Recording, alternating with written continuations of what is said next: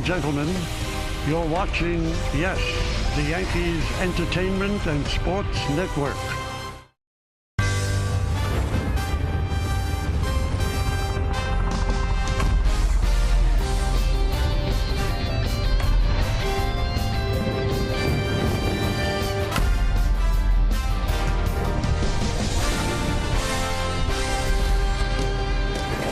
Once again yesterday, it was all about Aaron Judge. Yankees won the game. People wanted to see Judge hit 62. Didn't get that many pitches to hit. Didn't hit one out. And today is the final regular season home game of the year. So his last chance to hit 62 here in the Bronx, where it is time for baseball. As the Yes Network presents the Hyundai Sunday Game of the Week. Today, it's the Orioles against the Yankees in the final game of a 3-game set from Yankee Stadium in the Bronx, New York. Hello, everybody, and welcome to Yankees Baseball. Along with John Flaherty and Paul O'Neill, I'm Michael Kay. It's still about Judge. Still sitting at 61. A lot of people complaining he's not getting many pitches to hit. The ones that he is getting pitches to hit, well, he's not hitting them out. Paul, let's take a look at the at-bats yesterday. Well, we'll break it down. I mean, Aaron Judge every day is all our eyes are on him. And, he's starting behind in the count. Actually clipped him in the elbow on his first time up. Ball 4 again. We're getting used to seeing this. Finally, you see Aaron Judge leave the strike zone. Another walk there, and it just continues to be a struggle for Aaron Judge to see something to drive out of the ballpark. Well, this is what he's done at home this year. 311, 30 homers, 60 ribbies. On the road, 315, 31 homers, 70 ribbies. Remember, 4 more games remain in Texas against the Rangers after this one. So he still has a chance for 62 if he doesn't get it here in the Bronx today. Now, many of you might not even know the name of the Yankee pitcher today. He was announced right after yesterday's game. It's Chichi Gonzalez. Chichi Gonzalez was a first-round pick about 9 years ago, and it has been a long road to get to this point. He has pitched with 4 different organizations this year, the Yankees being the final team, and people will say no big deal, this is just a spot start. It's a big deal to that young man trying to make an impression on the New York Yankees. So he'll try to win the final home game of the regular season, and when we get back, Meredith Baragovitz will have some updates. Matt Carpenter and on DJ LeMay, who's actually in the lineup today. All coming up right here on Yes.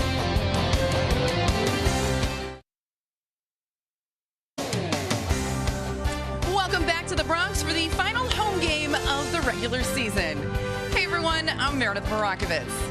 DJ LeMahieu is back in the lineup this afternoon as expected. He made his first start on Friday night after not appearing in a game since September 4th due to that toe issue. I spoke to him after the game and he said he felt fine and he didn't feel as though the toe was affecting him in the batter's box. So it looks like he will be in play when it comes to the postseason roster.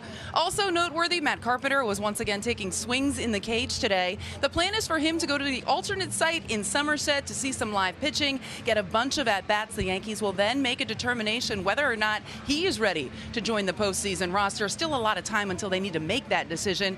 And Wandy Peralta threw a bullpen today. He's expected to go to that alternate site in Somerset and throw as well. So guys moving in the right direction when it comes to injuries. The Yankees have a lot to discuss before October 11th, game 1 of the ALDS. Plenty more to come here on the Yes Network. When we get back, Michael Kay will be joined by John Flaherty and Paul O'Neill. First pitch coming your way after the break. They came to see him, and some get to meet him. Aaron Judge signing autographs down the right field line as we get ready for baseball here at Yankee Stadium in the Bronx. Let's look at the game time weather presented by Bigelow, the official hot tea of the Yankees. At 57 degrees, the chance of rain is 64%, humidity 74%, the wind out of the northeast at 22 miles per hour. Now, it's really hard to tell, but it seems like when you look at the flags above the grandstand, it's blowing in. But, John, you've had the experience that it swirls a lot. Yeah, every big league stadium is different. Visually, you look at the flags coming straight in. But, Paul, we know that it could swirl. It could be carrying out to right or left center. We'll see how it plays out today. Well, you see those flags right there. Yankees take the field. We'll take a look at the Orioles starting lineup brought to you by TikTok. TikTok taught me. Center fielder Cedric Mullins leads off. Adley Rushman will catch. Anthony Santander in right. Ryan Mountcastle plays first. Gunnar Henderson at third base bats fifth. Batting 6th, playing left field, Austin Hayes. Tevin Vavra is the second baseman, about 7th. Batting 8th, Kyle Stowers. He's the DH. And the number 9 hitter, former Yankee farmhand, the shortstop, Jorge Mateo. Well, Chichi Gonzalez out on the mound, and you see the numbers this year with Minnesota and Milwaukee. The ERA elevated at 6.87, but a 4 ERA in AAA.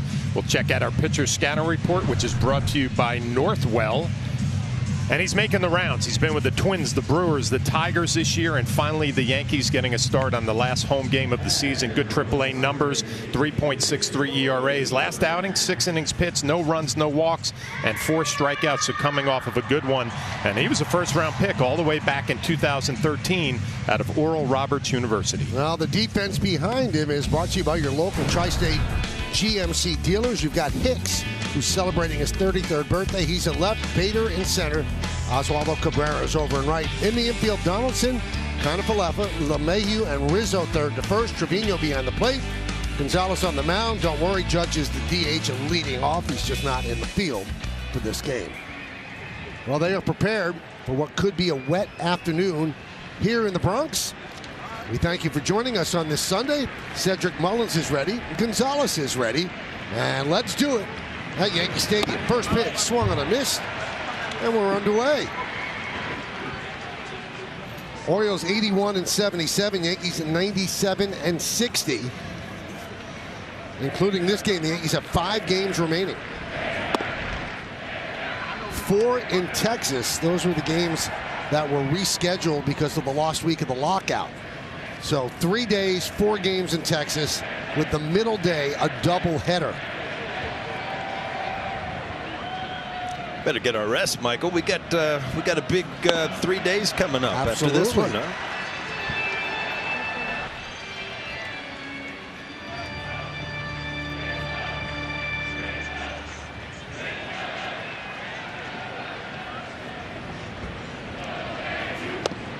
Strike 3. Mullins down looking. Let's check out the keys to the game, brought to you by your local Kia dealers, Paul. Well, it is the finale, last home game of the year. It's been a great year at home for the Yankees, 57-23, which ties the most wins in a season at the new stadium. And the century mark, you always have to have goals. If the Yankees win 3 out of the next 5, they'll reach that 100-win mark as a team. That's always a great goal.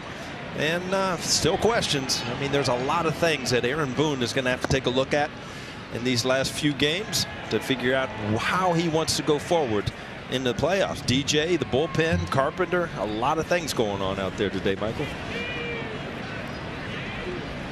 The 1-0 to Rushman. You know, it's interesting because, you know, Paul said you have to have things to play for, but those are team goals, and sometimes when you have everything locked up and you know where you're going to be in the postseason, it's hard to get up for each and every game. But Boone admitted that Judge's chase for history has really given the team something to play for and play well for, and kept them together. And Paul, it's almost made these into big games.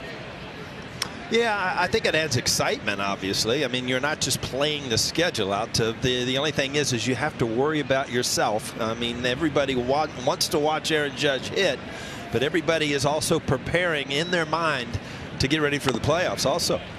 2-2 on Rushman. Paul, didn't you think it was so important these last games when you know you're going to the playoffs offensively, either if you're feeling good, to keep that rolling, right? You can't let up at this point when it might be easy to. Yeah, it's a head game, and you really have to fool yourself to concentrate, put yourself in big situations in your mind, because Flash, there's no magic switch where you can just turn it on as soon as the playoffs start. So the rookie Rushman picks up a single.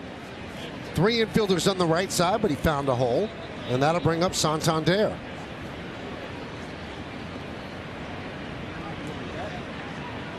Well, it's an early afternoon, but the lights are on. There's not a hint of sunshine, so very cloudy afternoon. Pitch inside to Santander.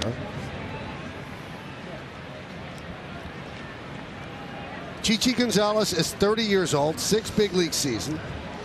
First-round pick in 2013 out of Oral Roberts University. 23rd overall pick that year.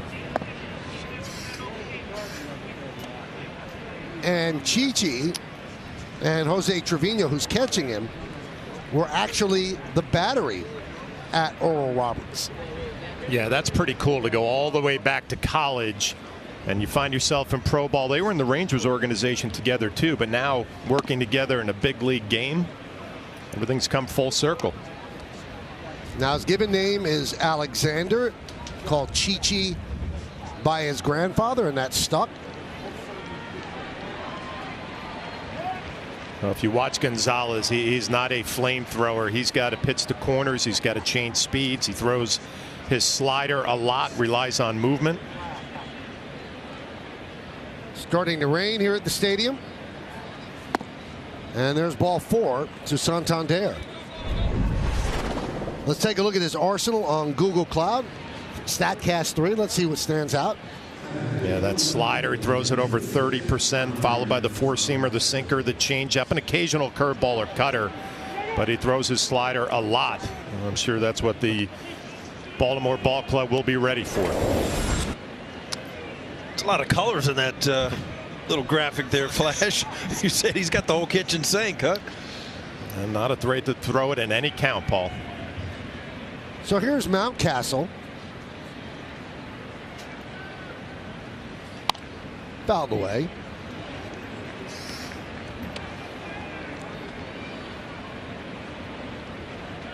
Well, we've been here all morning, and it didn't rain. Tarp was on the field. Game starts, and it is starting to rain.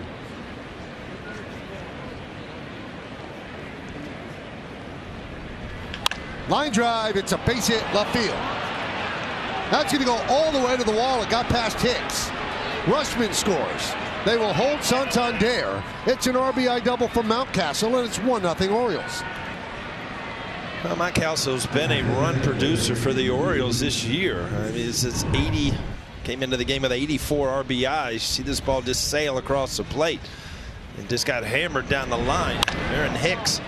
Looks like he tried to beat it to a spot, and it got past him all the way to the wall.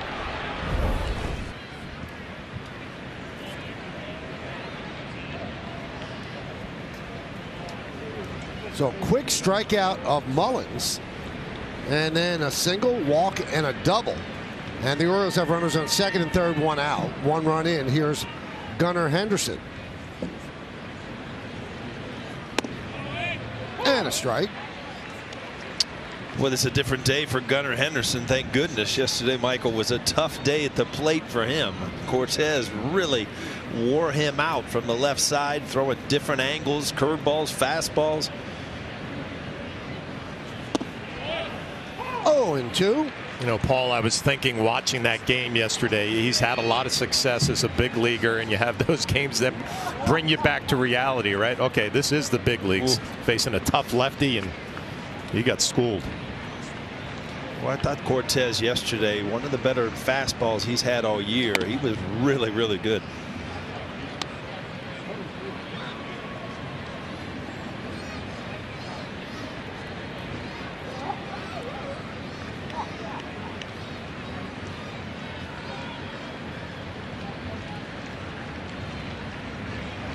One-two. Swing and a miss. Henderson strikes out, 2 away. Well, you know the way the mind works, Flash. It's if you're Henderson and a young player, like, oh no, not again. You start the game off with a strikeout, 2 men on, little breaking ball there, just got by him.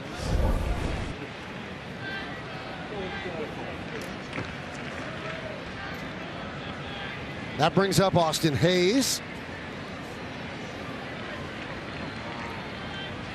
Swing and a miss.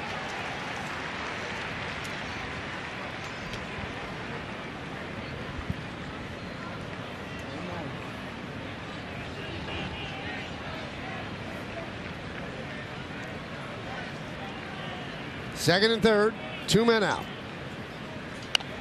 Popped up, right back here, just over our booth.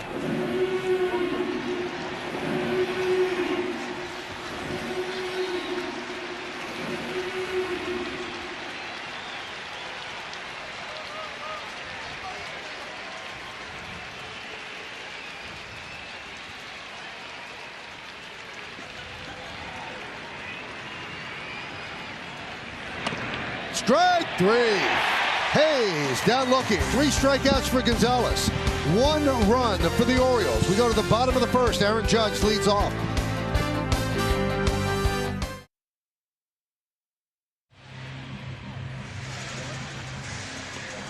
Aaron Judge will lead off the bottom of the first inning. He's the Yankee DH today. You know the story, sitting on 61 home runs, final regular season home game for Judge to get number 62. All 4 Roger Maris's children are here at the ballpark. Aaron's family is here as well. And some things to consider. Babe Ruth hit his 60th home run on September 30th. That was in 1927. Maris hit his 61st home run on October 1st. That was in 1961. Can Judge hit number 62 on October 2nd and keep the line moving? We shall see. Now, in a heavy breakdown, Judge has not seen a lot of pitches to hit. Since he hit number 60, 74 strikes and 224 pitches seen. That's 33%. Since he hit 61 in Toronto, just 12 of 46 pitches have been strikes. That's 26.1%. And the major league average for strikes this year has been 48.7%. So what you can see is that each and every pitcher does not want to be a footnote to history. And I guess you can't blame them. They're certainly not throwing fastballs right down the pipe. So we welcome all of those tuning in from around the country to the Yes Network as Aaron Judge digs in.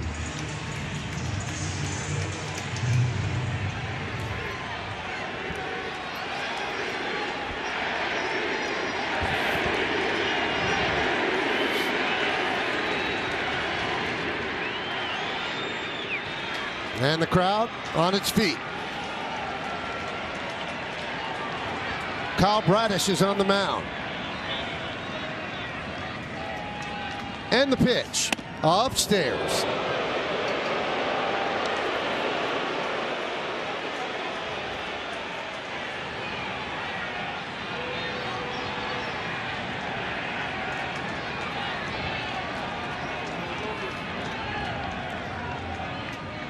And the 1-0. High again. Since hitting his 50th home run against the LA Angels, he's reached in all 29 games. He has not let this chase affect him getting on base. In fact, he has a .571 on-base percentage. The 2-0. A strike. Slider, 2-1.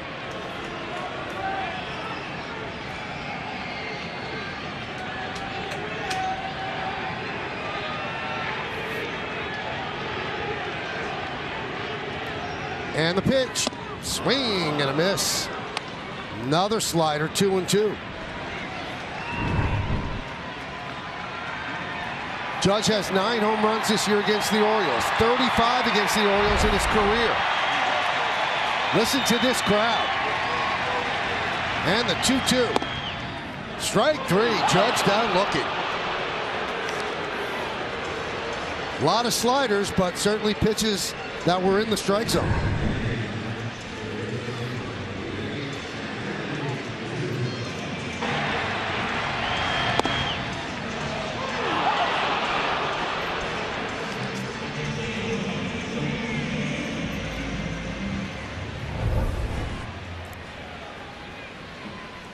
So 1 away.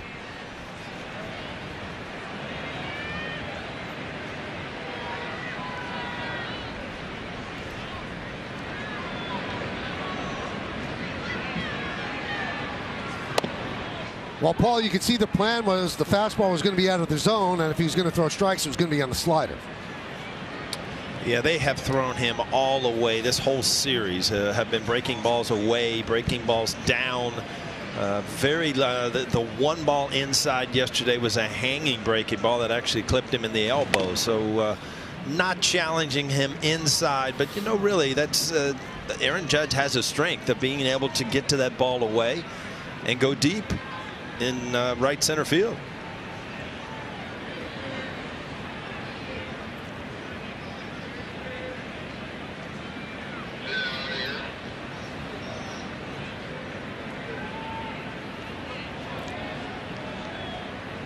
1-0 Orioles. Here is Rizzo with a 1-1 count.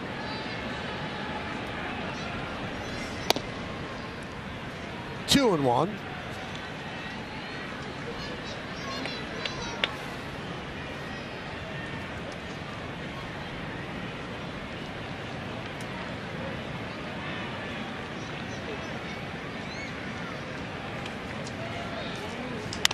Right in on the hands.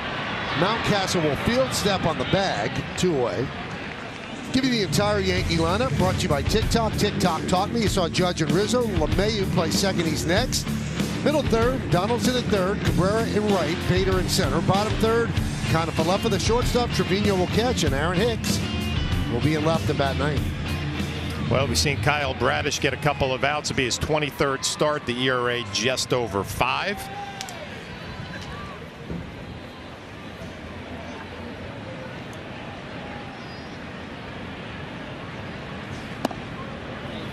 We'll take a look at our pitcher scatter report, which is brought to you by Northwell. This will be the last start of a very long year for the rookie pitcher with that ERA up of 5. We've already seen it. The slider is a plus pitch. If you're the Yankees, hunt the fastball. 324 batting average against the fastball. 1-1 on LeMahieu. Played Friday, rested yesterday, back in there today. He has 1 hit in his last 21 at-bats, last 22 games, 12 for 86, 140 as he's battling that toe issue. Second toe on the right foot.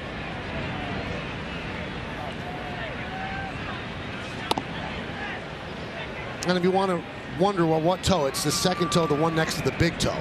It's not the second toe next to the pinky toe. And you see the numbers over the last 22, and you know it's the drive foot, the drive leg, and that's where that toe comes into it. So at this point, he's not going to be 100%, and you just got to think, is he better at 70% than somebody else who's maybe a little healthier?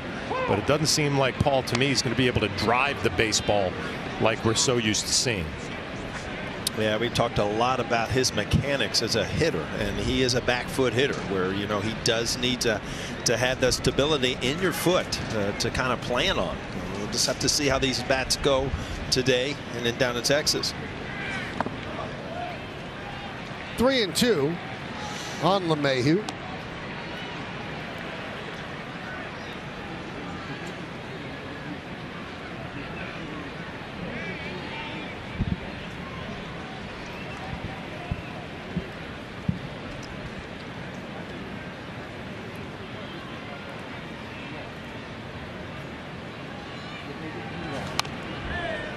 Now, in the original schedule, this was supposed to be the final game of the season. And then the wild card round would have started on Tuesday. But because of the lockout, the Yankees had to make 3 games up against Houston during the season. And then the 4-game set against the Rangers will be made up Monday, Tuesday, and Wednesday. And the wild card round has been pushed back to the weekend. Give you the Orioles defense, which is brought to you by your local Tri-State GMC dealers, Hayes, Mullins, and Santander. Left to right in the outfield. Infield, Henderson, Mateo, Vavra, and Mountcastle. That's third to first. The rookie Rushman behind the plate, catching Bradish.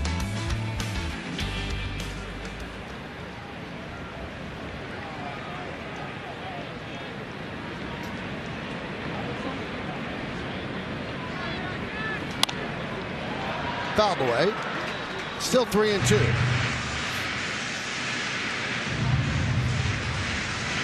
We were talking yesterday, Flash, and it's going to be interesting because every at bat you're wondering, you know, is DJ LeMahieu just a little bit rusty, or is that foot still bothering him? So, you know, like I said, these at bats in the next few days are really going to be a big telltale whether he is ready to go forward.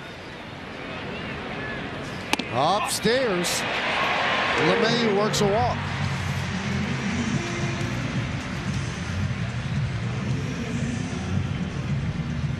Well, a 9-pitch at bat for LeMahieu ends up working a walk. Fouled off some tough pitches and maybe a little off balance to me, Paul, with his stance and his mechanics. But another good DJ LeMahieu at bat with the walk. Home plate umpire is Ryan Addington, and he's neutral. Isn't that beautiful? More outside strikes, fewer high strikes in his 6th Major League season.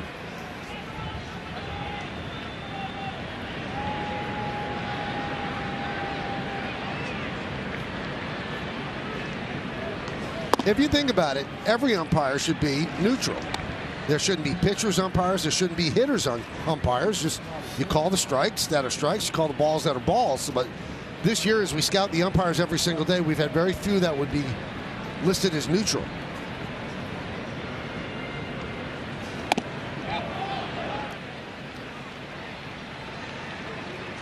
He's getting deep on the last home game of the year, Paul. You know, that was just absolutely brilliant, though. I mean, you're right. Every umpire should be neutral. If it hits the plate, call a strike. If it's not, it's a ball. Simple as that, right, Michael? I finally won you over, Paul. Took 21 years. Don't lose me now. We got a lot of game left. There's a strike to Donaldson, 2-1.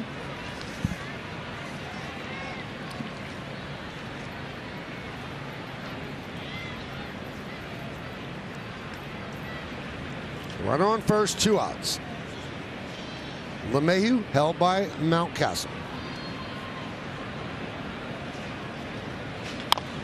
Nub, first base side foul.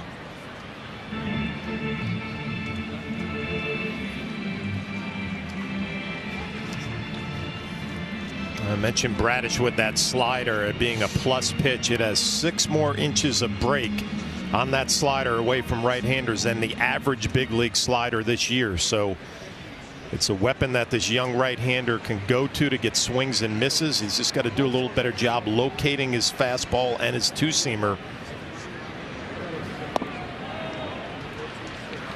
Missed with that curveball, 3-2, so that's going to release LeMahieu at first.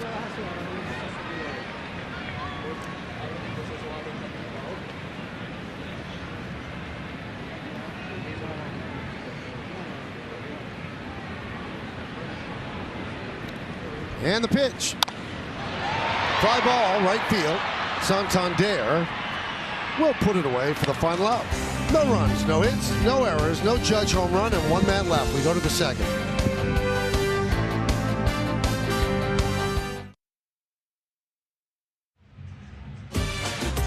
Vote Jose Trevino for the 2022 Roberto Clemente Award presented by Capital One, which recognizes players who best represent the game through positive contributions on and off the field. Vote today at MLB.com/Clemente21.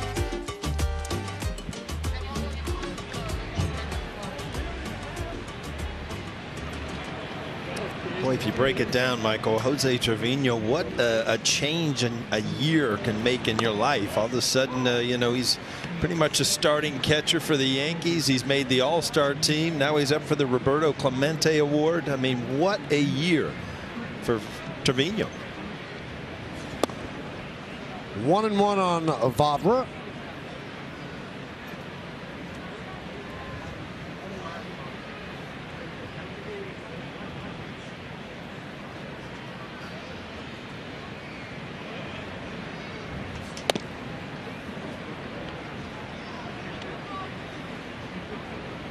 Two and one.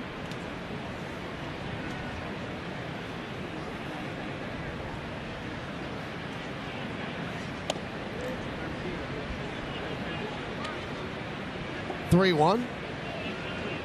In the second inning, overcast, blustery, somewhat rainy day here at Yankee Stadium. And Vavra works a walk.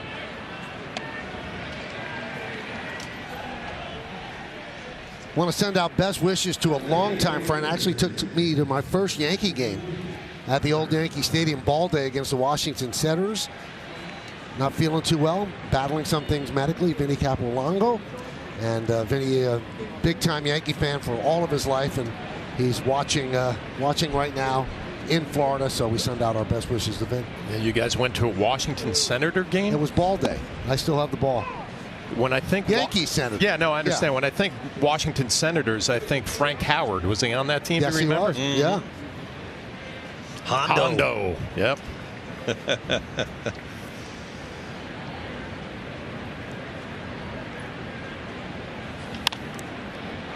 Line foul. Hondo was my hitting instructor in Tampa Bay. And one of his favorite lines, let's fill this dance hall up with some line drives, boys. Get you fired up. Old school. I loved it. Oh, he was awesome. He was our outfield coach, Flash, right when I got to the Yankees. And you talk about a guy that would hit fungos all day. Just loved to work at the game of baseball. Stowers bangs into a 5-6-3 double play. 2 quick outs. I could still hear his voice, Paul. I mean, boy, would he have trouble in today's game. He'd say, running hard to first base 90 feet 4 times a day, that's not a bad way to make a living. Yes, he was the best. They always think of comparables for Judge, and there's not many you can come up with. Winfield and Frank Howard in terms of size and strength and weight. And, Frank Howard looked bigger than life, and Judge's stats are bigger. 6'7", 282 is bigger than Frank Howard. Now, I'm embarrassed that I don't know this. Defensively, was he a first baseman, Hondo, or is an outfielder? I think he played the outfield and first. Mm-hmm.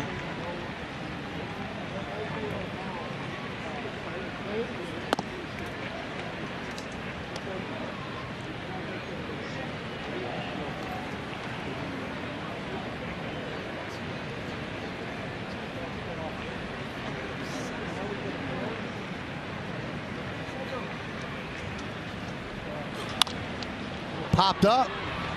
Shallow right coming on Cabrera toward the line. Well, we know the wind is blowing now. It's blowing from left field to the right field line. That almost went into the seats. But tracking it down was Cabrera for the final out of the top of the second. Yankees Baseball on Yes is brought to you in part by Amtrak. Book your next trip in the Northeast early and save up to 50%. Go to Amtrak.com to book your next adventure today.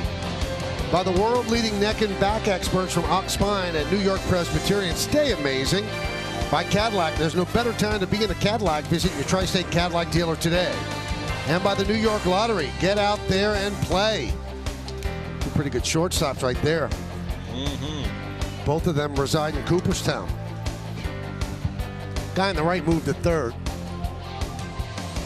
Tell you what, if you add up other numbers and the games, boy, there's a lot of things going on with those two. That is ripped into center field, the base hit for Oswaldo Cabrera. I'm going to sound like a broken record, but he just continues to impress with just solid at bats. We've seen that he can reach the seats, but we've also seen that he can cover the ball away and line the ball up the middle. Another great at bat for Cabrera. You know, when I was on the road on that West Coast trip, Paul, there were a couple of Yankee scouts following the team, kind of doing a self-evaluation of your own club. And they were mentioning to me Cabrera. They've never seen him foul some balls straight back as many times as he had been doing. Well, those days are over. I mean, it is barrel after barrel, day after day. And he's going to be a factor during the postseason for sure. 0-1 on Bader. Runner on first, nobody out. It's 1-0 Orioles.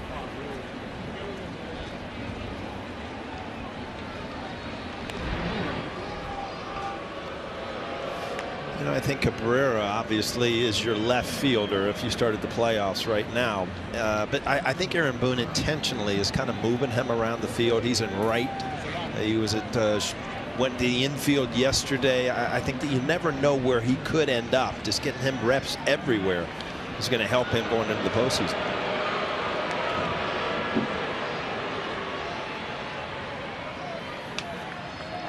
You know, Paul, I always look at players, and, you know, a young player like Cabrera who doesn't have any postseason experience, is the moment going to overwhelm them?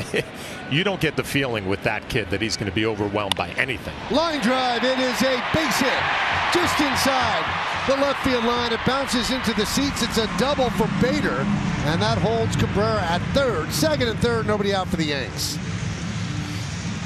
Another exciting part of the Yankees is getting Bader back here, and you know he has passed all the tests as far as running, starting to swing the bat a little bit better, and boy, we've seen already what he can do defensively. So he could be a big factor also going into October.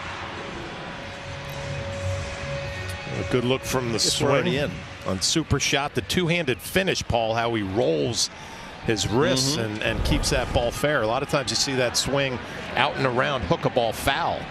It's a good sign. Here's IKF. Swing and a miss. Orioles in at the corners. They're back at shortstop and second.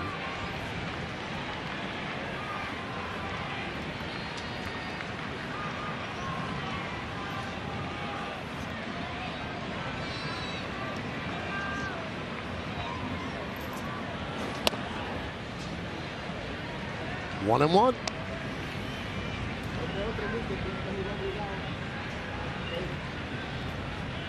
Bottom of the second inning, Orioles lead 1-0.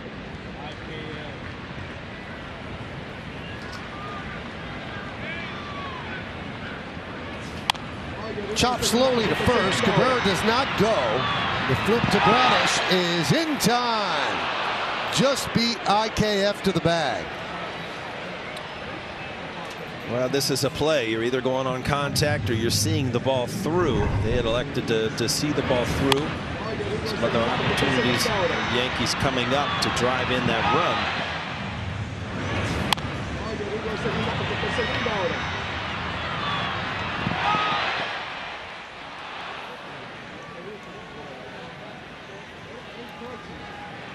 Good call by the first base umpire, Dan Merzel. Jordan Baker's at second. Mark Carlson is over at third. We mentioned Ryan Addison behind the plate. Here's Trevino.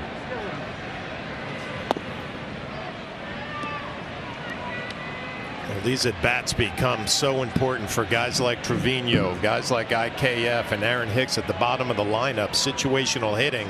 Obviously, this game doesn't mean a whole lot. But when you get to postseason play and you're a hitter at the bottom of the lineup, these are the opportunities you have to cash in. A ground ball up the middle, fly ball to the middle of the field, whatever it is, to try to contribute offensively.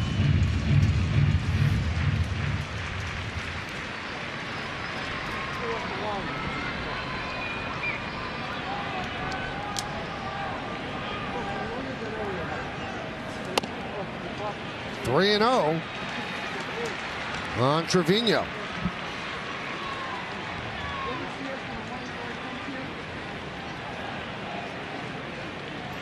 Cabrera at third. Bader is at second. Good speed on the bases for the Yanks.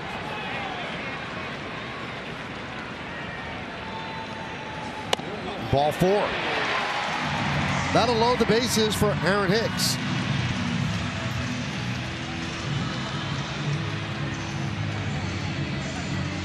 And that also brings Aaron Judge into the on-deck circle.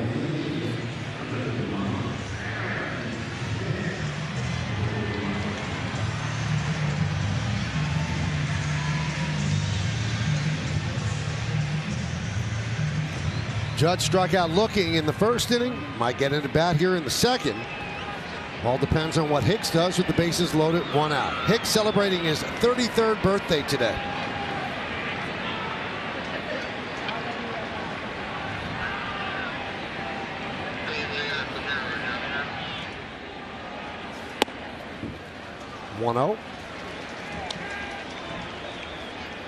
Michael, there's a rumor there's a James Smythe birthday today too, huh? Wow, look at you. Happy birthday, James. Happy birthday, James. He is the brains of the operation.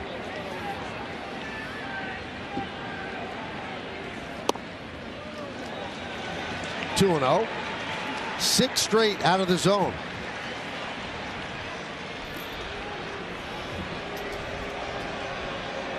It's also Bob Lorenz's birthday today.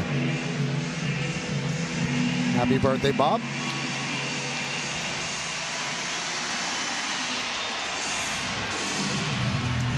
So Rushman goes out to the mound to try to settle down Bradish. He's got a little bit of a jam here. Bases loaded, 2-0 count on Hicks with just one out, bottom of the second inning.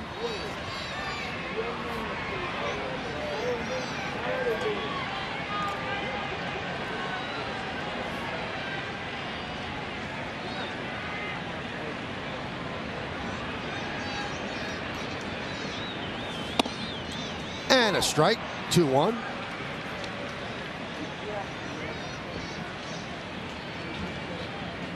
It's a pretty good place to hit right here in front of Aaron Judge. Bases loaded in a hitter's count, Paul. Not bad. Yeah, this is like a dream come true right here as a hitter.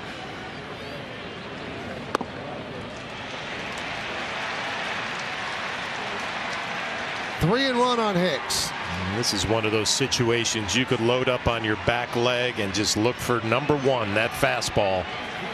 Well, I would think you're going to get it with Aaron Judge waiting on deck.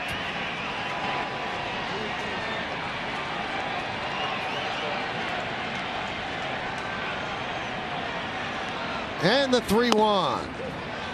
3-2. We got the fastball. You got a middle in.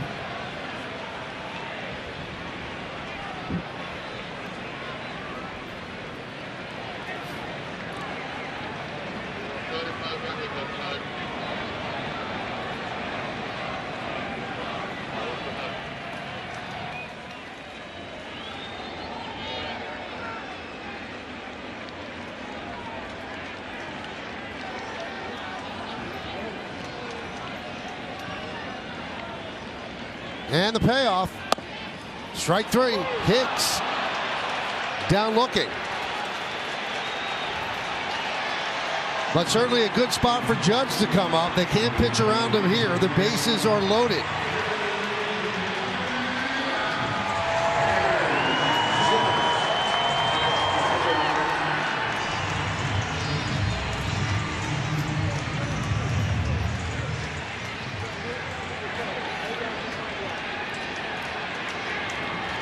Once again, the crowd standing. Judge sitting at 61 home runs, looking for the record-setting 62.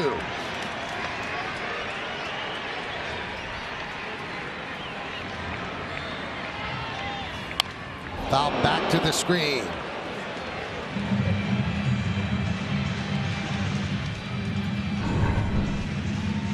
Seen too many mistakes right there, but that's a hanging breaking ball. Didn't get it away. Aaron Judge right on it.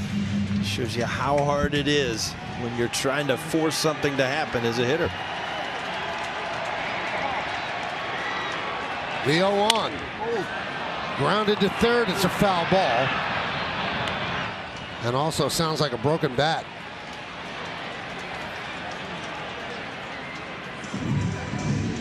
So quickly 0-2 against Judge.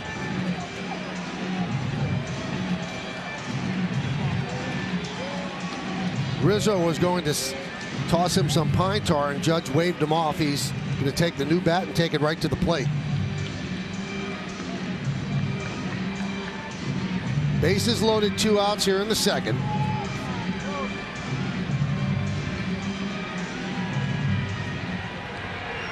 A crowd in the Bronx holding its breath.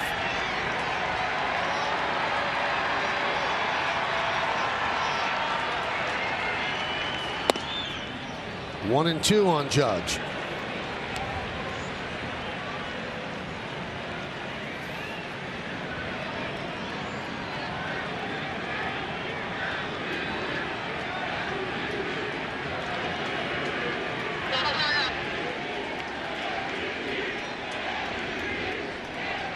And the 1-2. Fouled away. Flash looking at the last week or so of at-bats. Those are 2 of the most hittable pitches he's had that he just fouled back. That last slider, Paul, this one right here, that center cut, and just working maybe underneath a little bit and pulling off maybe just a little. Bradish sets. Bases loaded. 1-2. Whoa, upstairs. Checks the swing. Did he go? No, he did not. Bradish was halfway off the mound of the dugout. Thought it was strike 3. Now he makes a swinging motion toward Dan Merzel. Surprised he didn't get tossed for that. Yeah, that is surprising. This looked more of Aaron Judge's body. See, the hands didn't really do much. Anthony Rizzo there was kind of mirroring And timing the pitcher behind Aaron Judge.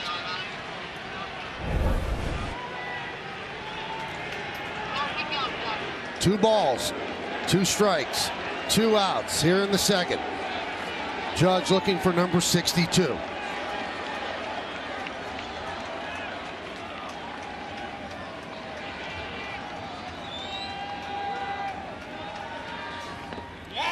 Did he go? Yes, he did. This time he did. And Judge strikes out for the second time today. No runs, 2 hits. And the bases are left loaded. We go to the third. Well, this fall on Yes, seasons collide as the Yankees begin their playoff run and the Brooklyn Nets tip off a new campaign with Kevin Durant, Kyrie Irving, and Ben Simmons headlining one of the most exciting teams in the NBA. And that's not just on the copy, that's the truth. That team could be really good. Nets' first preseason game is tomorrow at 7:30 against Philadelphia, streaming live on the Yes app.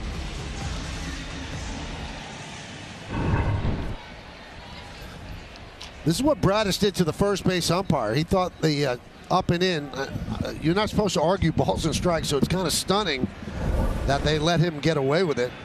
But he did get the check swing call the next time. Pitch to Mullins is inside.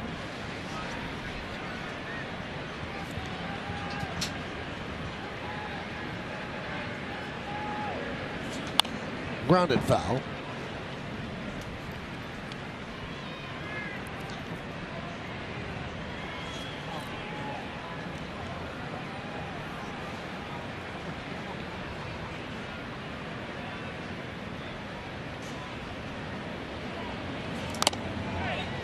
That got a good bit of Trevino. Count 1 and 2. Well, Trevino going through one of those times here at the end of the year. It seems like every foul ball gets him straight on, flush with the mask. He's been taking him off the legs, the ankles, the knees. Looks like he's going to be all right. Flash, I've heard you. You can honestly say that really doesn't hurt. You know, there are some that do, Paul, but other ones that just look a lot worse than it actually feels. Michael, we'll take his word for it, all right? But, you know, to be honest, Paul, when you and I were playing the game, the concussions, you know, weren't even anything we really talked about, right? It was so right. You took a foul ball, no big deal. You get right back after it. Different story now. Ground ball to Rizzo. Mullins is retired. 1 away.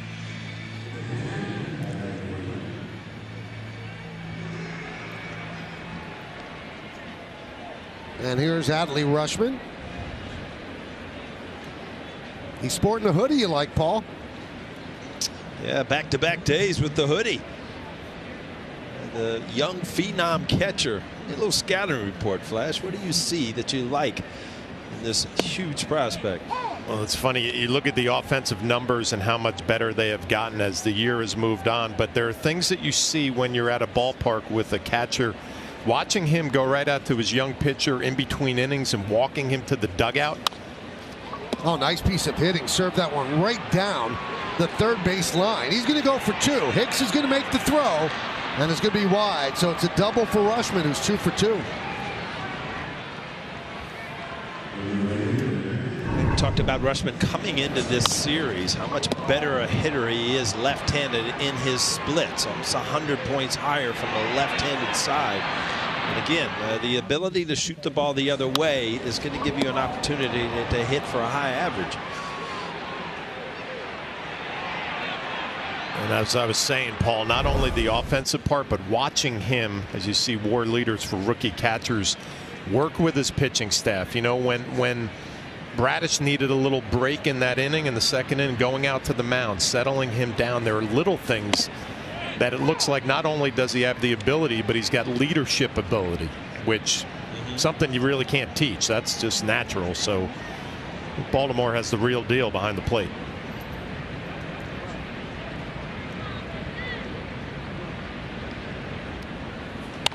Now that WAR list that we just saw, every other rookie catcher with that high of a WAR went on to win the Rookie of the Year. In all likelihood, Rutschman is not going to.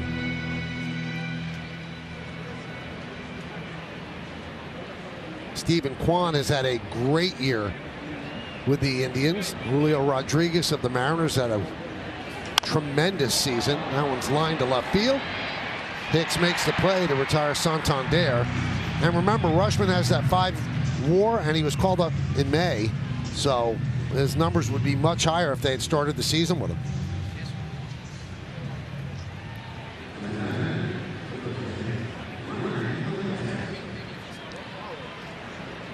So here's Mountcastle. First couple games.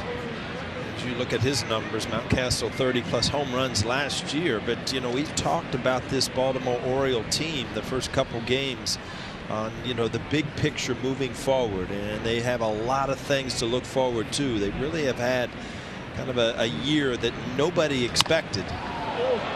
Fly ball, center field. Bader, Wynn takes it, still taking it, and he makes the play. Wind is blowing gale force in from left, taking all fly balls and pushing them in and to the right.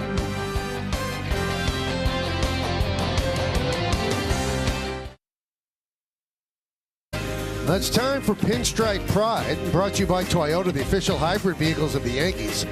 Today's picture was submitted by Jessica. She and her mom have had so much fun witnessing history at Yankee Stadium this season. Hoping for more of it today, Jessica. Use the hashtag Toyota Pinstripe Pride. Mention yes in pictures you post to social media to reflect your love for the Bronx Bombers. We might spotlight you in a future game.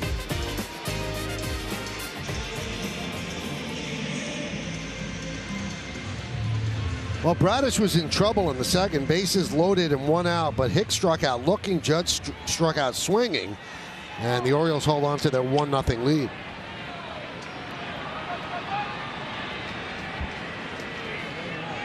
So Rizzo will lead off.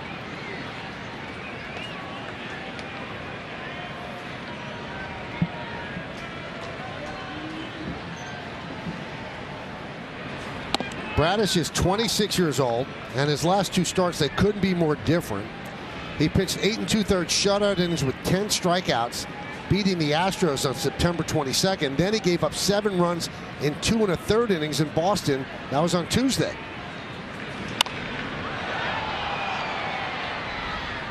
Foul the other way. If you were watching yesterday, Flash, but we were so amused with Rizzo's at bat after they kind of pitched around Judge. Then he faked a bunt and then lined one down the left field line. Ended up really becoming a big inning for the Yankees.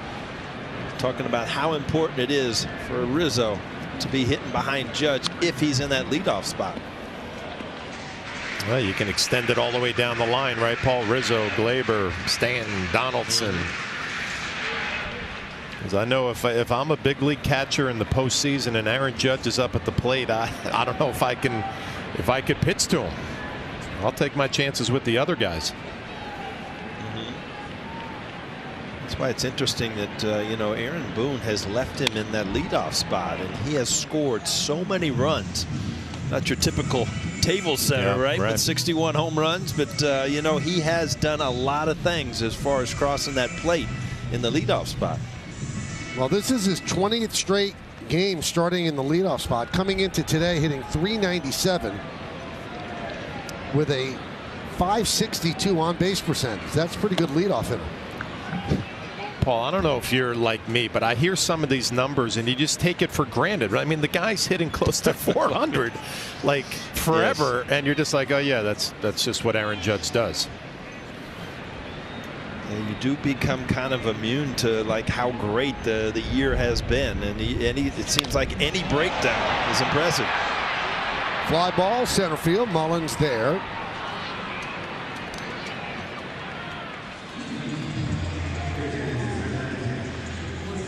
Now, John, you're sitting here with me. You feel the wind blowing into our booth, and you always get the feeling it's going to take a prodigious blast to pierce this wind. Yeah, I mean, the left field, center to left, I think you're right. If you're thinking about Aaron Judge, obviously if he barrels it, the wind doesn't make much of a difference. But I think that shot to right center field that is going to get a little help. That little cut off the tee, Paul, left to right. You know, might give it a little help to right field. Well, the way they're pitching, Aaron Judge, I mean, that would be a good approach. Yes. You have not seen them really challenge him in the whole series. And Paul, I was telling Michael off the air before the game, like it would be frustrating to go into a big league stadium and look at the way the flags were blowing, but it wasn't until the game started where you really got a feel for, in my case, pop-ups, in your case, fly balls, and we're seeing early on in this one everything from left to right and in.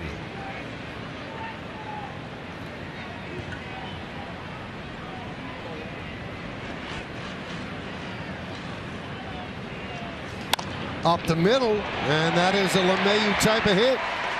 He picks up a single.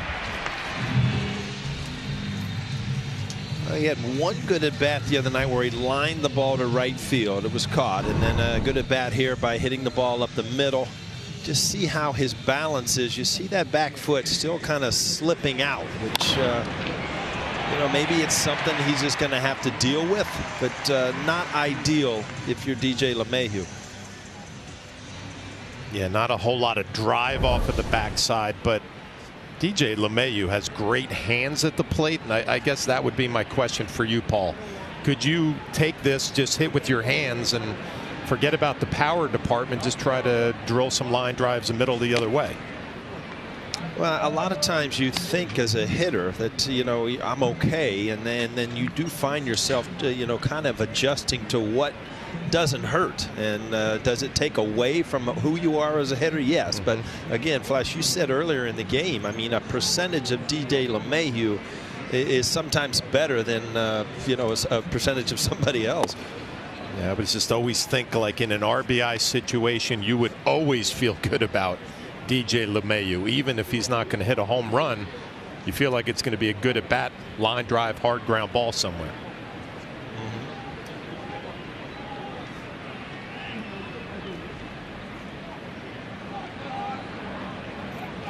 Swing and a miss.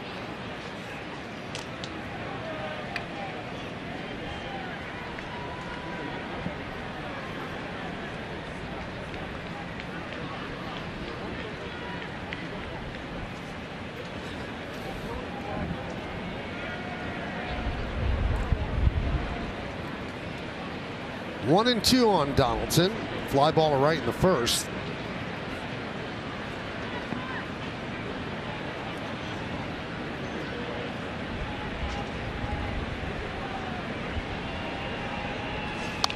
Foul back.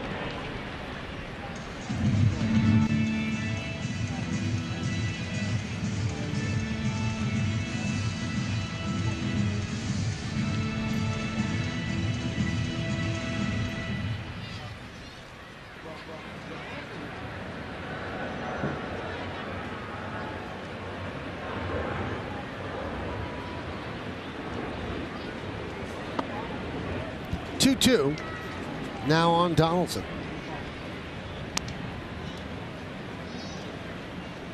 Josh 4 for his last 23. Against the Orioles this year, he's .333. Couple of home runs and 7 runs. Swing and a miss. Donaldson down on strikes.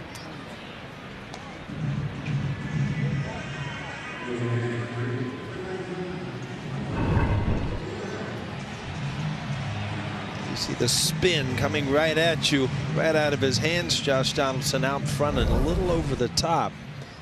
Strikeout for Bradish.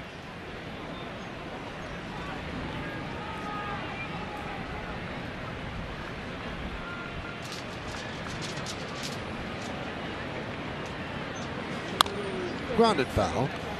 You know, Michael, you brought up the numbers for Bradish, a young pitcher who had a dominant outing against Houston. Then the next one wasn't so good. You watch him in this game. I do. I see some good stuff. Good sinking fastball, really good slider. And then you look up 62 pitches in the third inning. So it's kind of what you have when you have a young pitcher going through his first big league year. There are going to be flashes where it all comes together. There are going to be other games where it's a struggle. And I think you look forward to an off-season of regrouping, showing up in spring training with the experience he gained this year, because it looks to me like there's some stuff there to work with.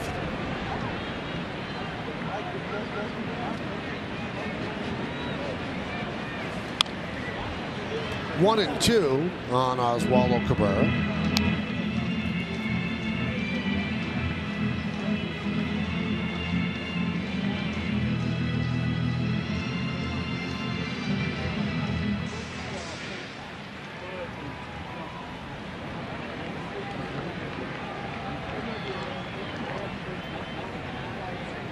Cabrera with a single in the second. 1 for 1. Hitting .248. 1-2. Strike 3. Cabrera down looking. No runs a hit, no errors, 1 man left. We're going to the 4th inning, 1-0 O's.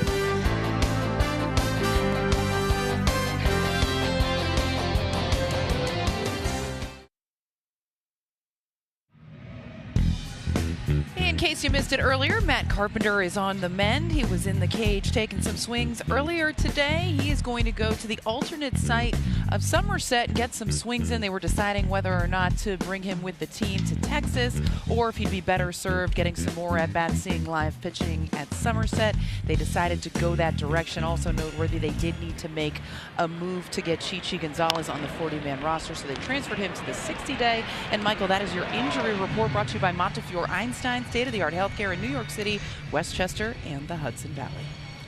Now, what's the deal with Wandy?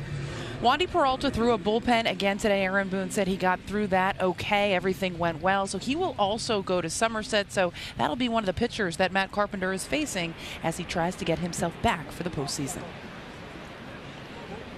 And here's Wandy throwing earlier in the bullpen.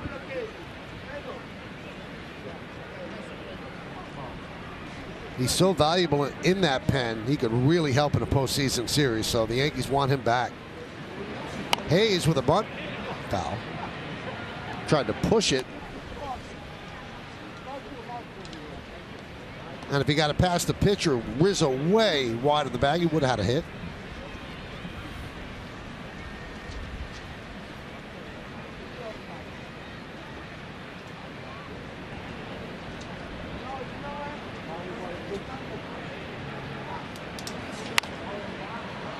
Popped up. Uh-oh. Wynn taking it. IKF stays with it. It's one of those days. It's almost like spring training. I think, you know, how windy it is down in Florida in the spring. It's as soon as that ball goes in the air, your heart kind of stops. You're like, where's this going to end up? Here's Taran Vavra.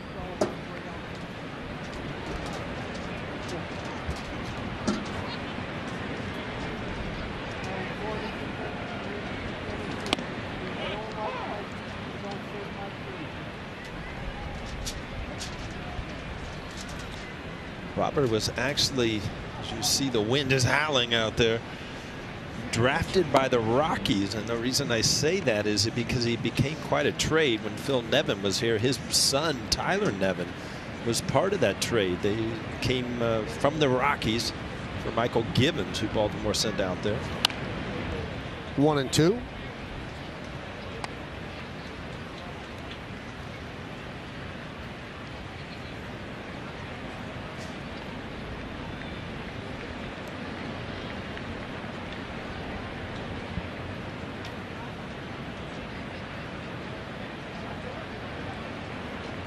And the pitch. 2-2. So out of the blue start for Gonzalez. He's done well. 4th inning, giving up 3 hits, 1 run, throwing 52 pitches. Let's see who gets this and how the wind affects it. It's Trevino, and then he gets hugged by Donaldson, because Donaldson knew that kept blowing away from him and blowing toward Trevino. That sort of day here in the Bronx. It's 1-0 Oriole. The wind has it. And then Trevino does.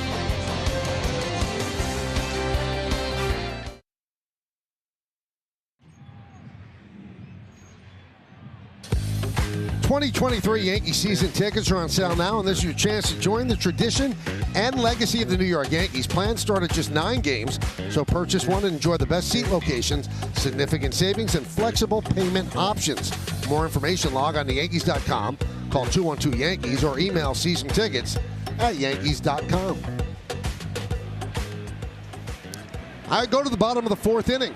1-0 Orioles, and Harrison Bader will lead off against Bradish. And there's a strike on that slider.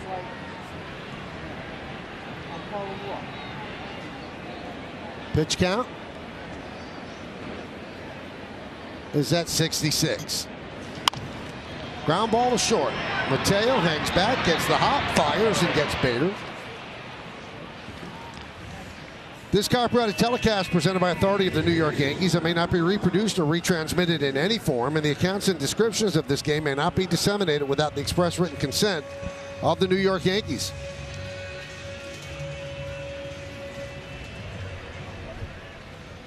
Here's Canafalefa.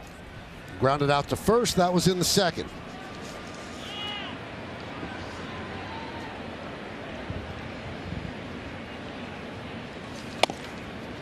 And a strike. Michael, growing up a Yankee fan and in the Bronx, I mean, this has got to be a day that you probably remember exactly where you were back in 1978, the famous one-game playoff between the Red Sox and the Yankees, and the Bucky Dent home run. I remember I was sitting just about 5 feet in front of my TV. Listen to Bill White go deep to left. Yastrzemski. 1-2. You know what? I guess you did listen to the game. Huh? Oh, yeah. How about the body language of Yaz when that ball hit the net? He just wilted.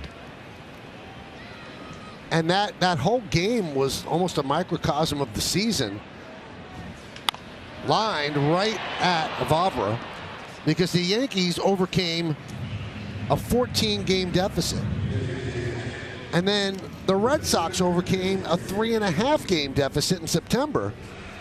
So the Yankees had a 5-2 lead after the Reggie home run, and the Red Sox stormed back and made it 5-4, and obviously it was opening to the last out when Gossage got Yastrzemski to pop in foul territory to Greg Nettles. But what a game.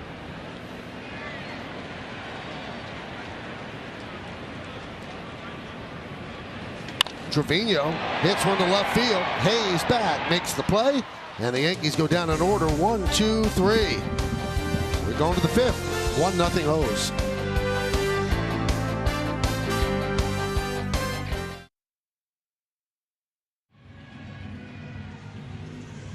Thank you, Bob. We go around the majors. How about the Padres? Magic number of 1 for the National League wild card spot for one of the 3. Phillies fighting for that spot. Kyle Schwarber with 2 home runs last night, 43 and 44. Another league leader in home runs that's batting most of the season, the leadoff spot.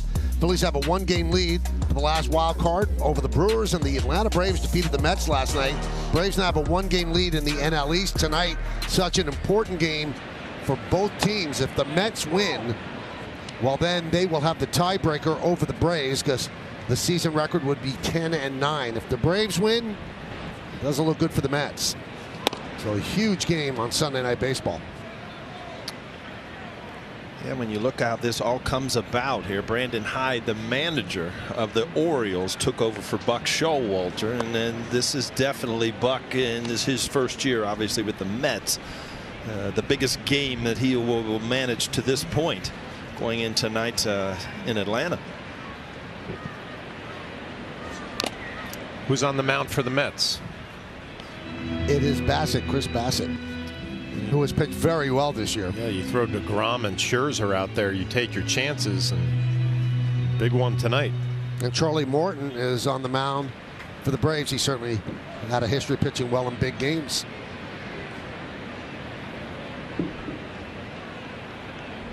Well, you know who's pitching well is Chichi Gonzalez, 14 of 17 first pitch strikes, and pitching into the 5th inning now has given everything the Yankees could have hoped for this afternoon. And again, he's not doing it with velocity. Two-seamer at 92. Throws a lot of sliders, getting ahead in counts. That's driven to right field, and that ball is going to be one hop up against the wall. Cabrera fields and will fire in. Stowers with a lead-off double.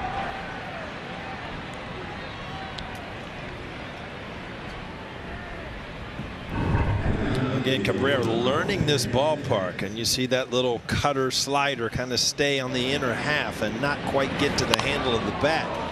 Stowers hammers it down here, but as a right fielder, you get there, see if you're going to get a long carom. Nope. And then you charge it, keep him at second base.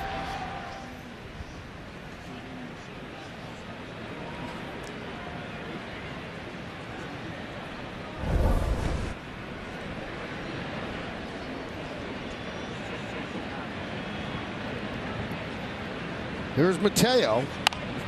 Popped up. Way back in the seats.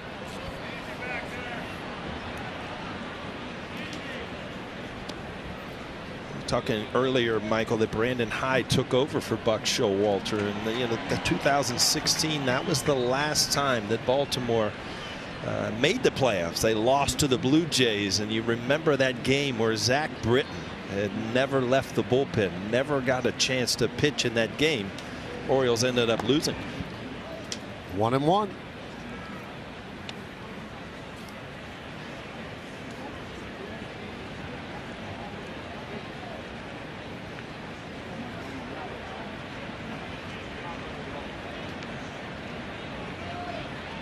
I was talking to some of the Oriole broadcasters before the game, and their winter wish list. Team needs a big slugger in the middle of their lineup. They think they're one bat short, and they're willing to spend money in the free agent market. But my remark to them, I don't know what kind of power hitter you're going to get with what they've done with the dimensions of Camden Yards. And Jim Palmer smiled and said, "Then you need to go out and get a left-handed batter." I think of Ryan Mountcastle with his 22 home runs, 84 RBIs, what his numbers would look like without that big wall and extended wall out in left field at Camden. And the reasoning when we were there, the 3 times this year, is that we heard rumors that they want to attract free agent pitchers, and they felt that that wall would attract free agent pitchers. The way the ballpark was previously, played too small. No pitcher would want to be there. Fly ball, right center. Cabrera makes the catch, tagging Stowers. The throw will not be in time.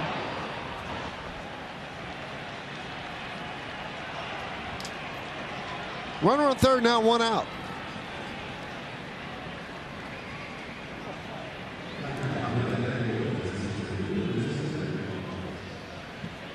Josh Donaldson was kind of questioning possibly if Stowers had come off the bag there, and Aaron Boone said, "Nah, let's just keep going."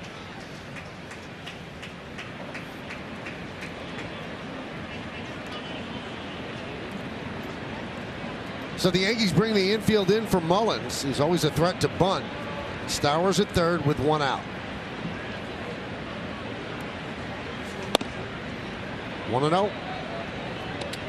Yeah, you talked about those dimensions, and you look at Aaron Judge. I mean, there's one thing on his mind, his next at bat. But I mean, Mullins, 16 home runs this year. Last year, 30-30.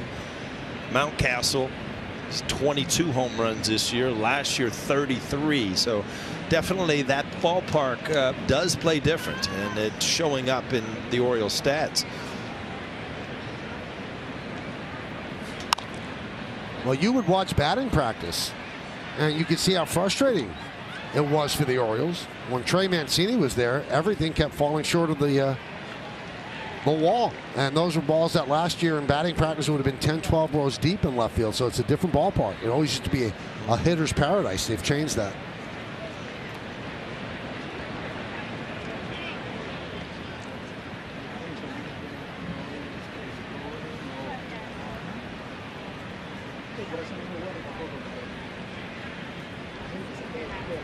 One. 2-1 on Mullins.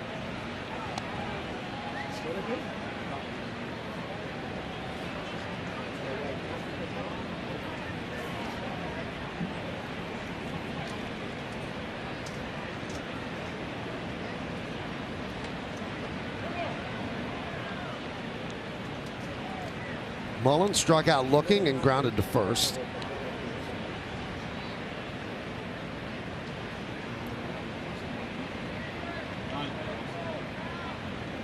Two one.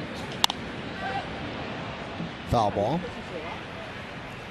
Well, time for the Honda home run leader, since we're talking about home runs, and there he sits, the American League single season home run leader, tied with Roger Maris at 61.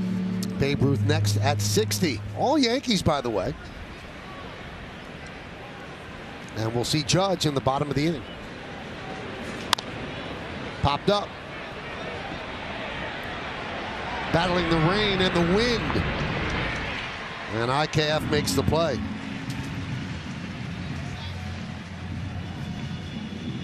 Coming down a little bit harder now at the stadium. See some ponchos and some umbrellas coming up.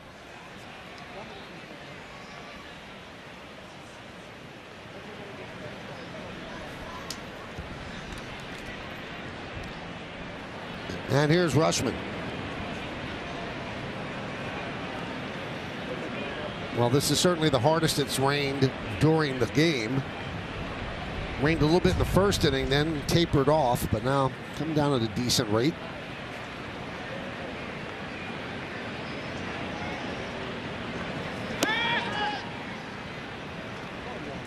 One and 0. Well, you can see Gonzalez kind of wiping his hand on his pants, trying to get a good grip on the baseball with the rain coming down. It's cool, it's windy.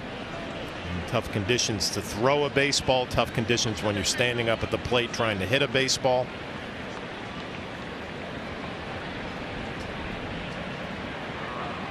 The 1-0. 2-0.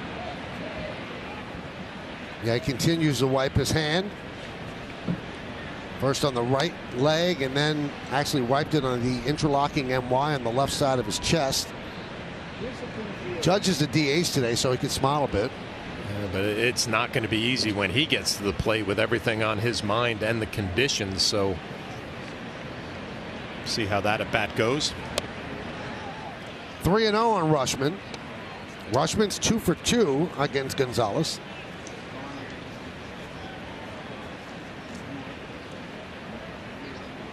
Let's see if they green light the rookie catcher.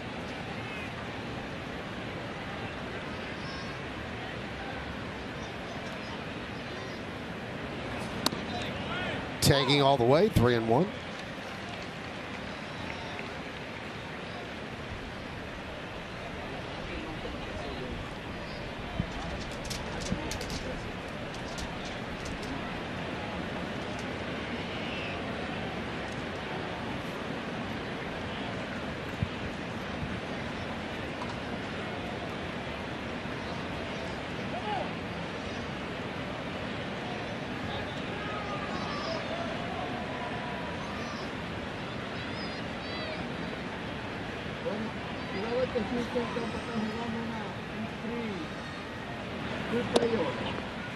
There's ball 4, as Rushman has reached base all 3 times against Gonzalez. First and third now, 2 outs for Santander. And here comes Aaron Boone. Now with Santander coming up, he signals to the bullpen. He's going to call on Lucas Litke.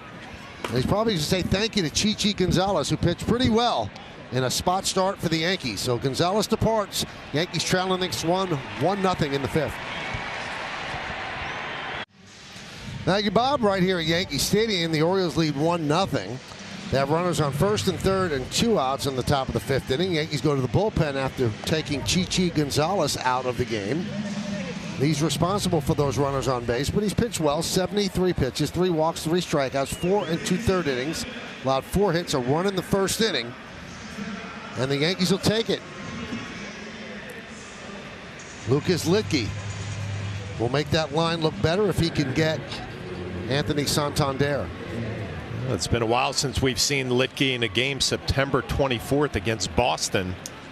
And he's had a very solid year in that Yankee bullpen.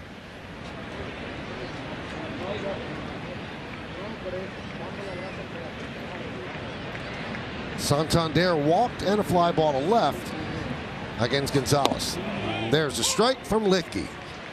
Bottom of the inning, it'll be 9-1-2 in the Yankees order. Hicks, Judge, and Rizzo.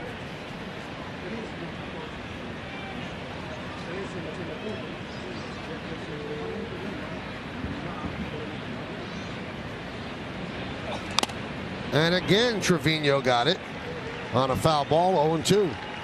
You can see Trevino just like putting his fist in his glove. Like, it has been a rough month of September, now into October, and the second shot he's taken off his mask. Shakes his head, pounds his glove, rubs some dirt on your pants, and let's go.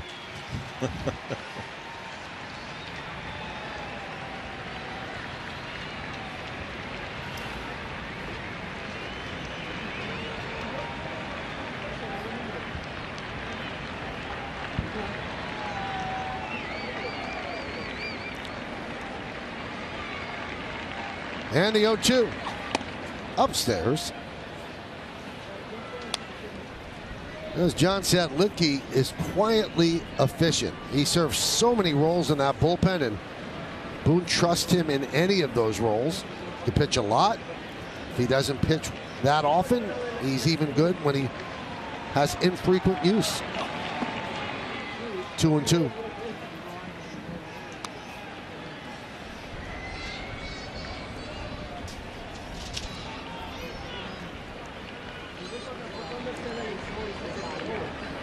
First and third, 2 outs, 2-2 count on Santander.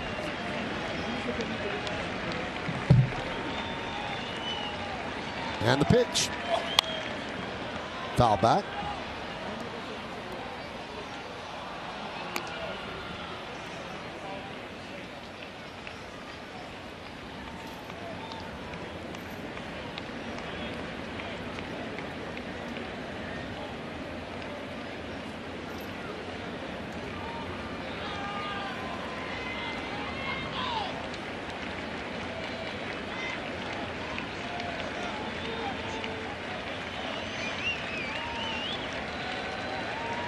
And the pitch upstairs, 3-2. So that releases Rushman at first. Rizzo will play behind him. Stowers will read it at third.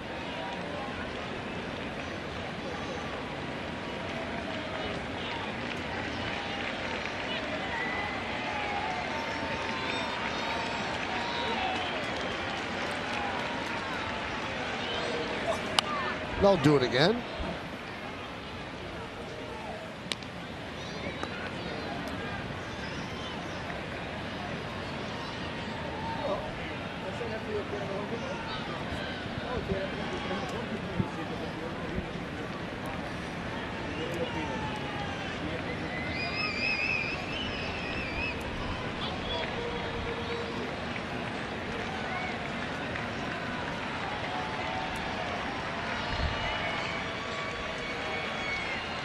And the pitch. Did he go? Yes, he did. In fact, Addington, it was a called strike. No runs a hit, no errors, and 2 men left. We're halfway through. The Judge is coming up in the bottom of the 5th.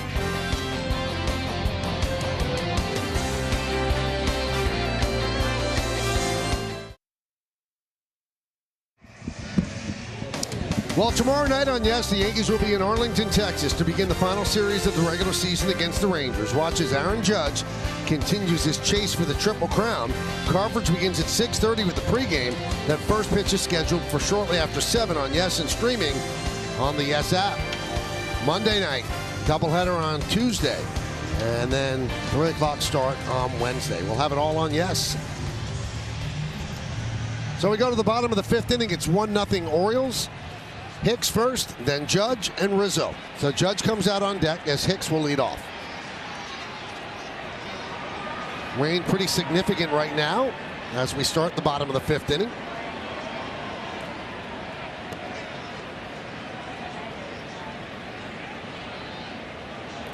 Bradish deals. Check swing.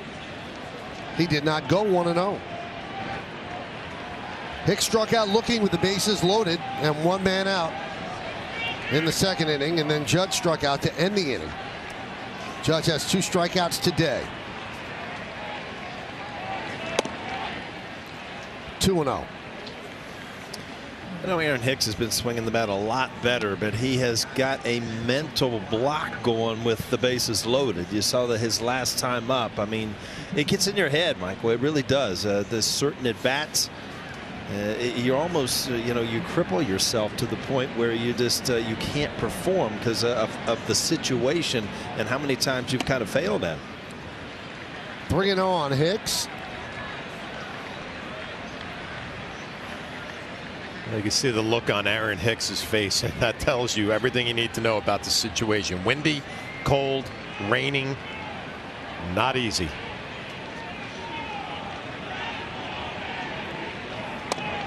Oh, strike. Brad has stumbled on his follow through. Now digging a little bit of a new hole. 3-1. Now cleaning out his spikes. Getting muddy on the mound.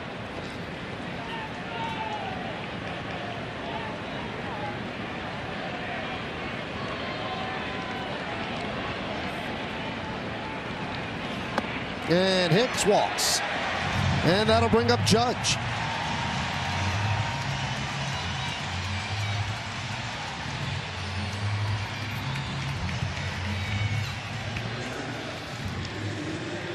For those tuning in around the country, we welcome you to the Yes Network, where Aaron Judge, looking to make history with his 62nd home run. He has tied Roger Maris with 61, the most ever hit by a player in American League history. Judge 0 for 2 so far today with 2 strikeouts. One of them looking.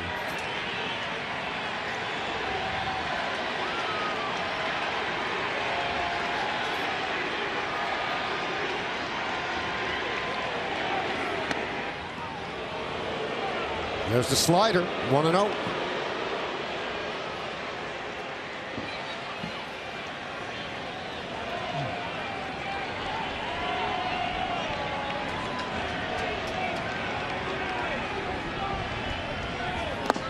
Now the best route to history, the way the conditions are right now, might be to right field. Wind is blowing from left to right. Count 2-0 on Judge.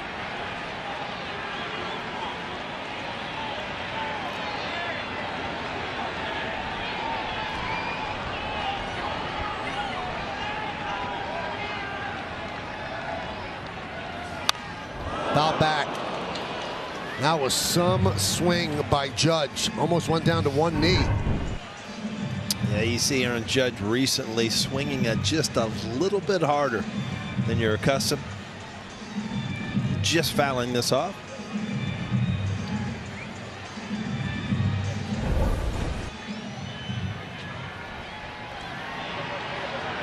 Hicks leads off first. Bradish on the mound. Judge at the plate. 2-1 count. 3-1.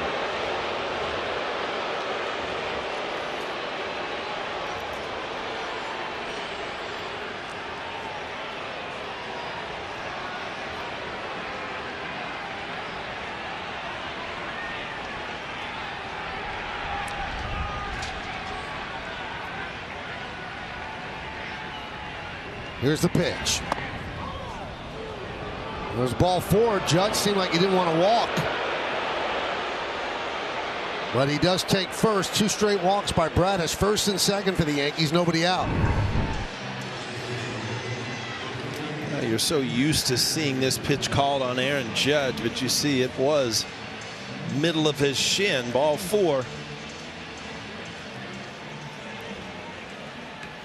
Now with that walk, many people are walking for cover to get under the overhangs here at the stadium.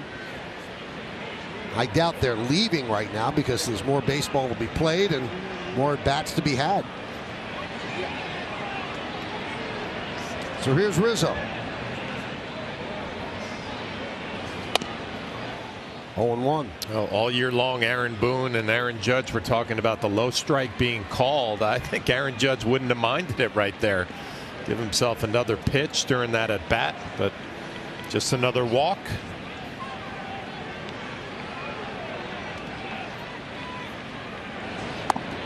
Oh, and 2.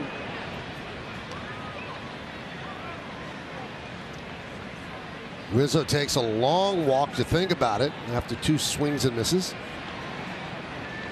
The Yank Aaron's are on base. Hicks at second and Judge at first. .566 on base percentage during a 30-game on base streak. That's since his 50th home run. Serves that one to left field. Hayes is there to make the play. 1 out. A great adjustment, a great at bat by Rizzo, lining it to left, getting nothing for it, but another, we've talked about it, an opportunity here for DJ LeMahieu. Every at bat is important going down the stretch for him to try to get ready for this postseason.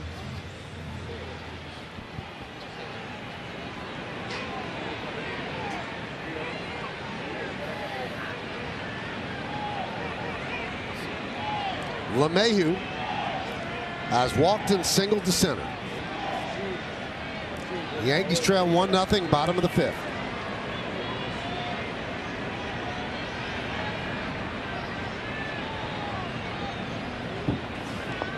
That one gets away from Rushman. The throw to second, it gets by, goes into center field. Here comes Hicks, he'll score. Tie game.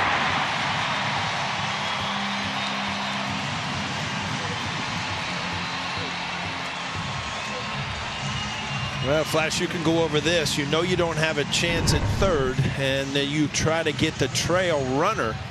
Not able to do it.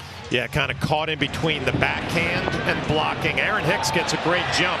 If you're Aaron Judge, you have to read Aaron Hicks, and his jump able to go to second base. And again, not an easy play for a catcher to block a baseball, retrieve it, throw a wet baseball to second base. So good aggressive base running by Hicks and Judge.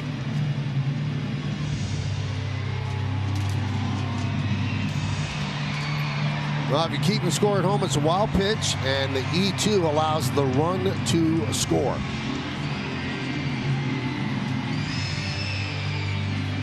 Little conference on the mound. Settle down Bradish, who had pitched well coming into this inning.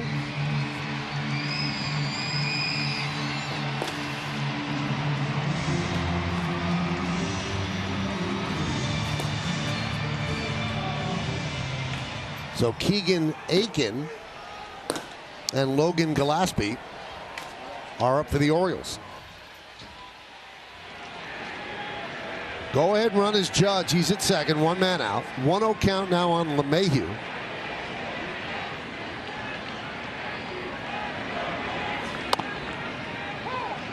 One.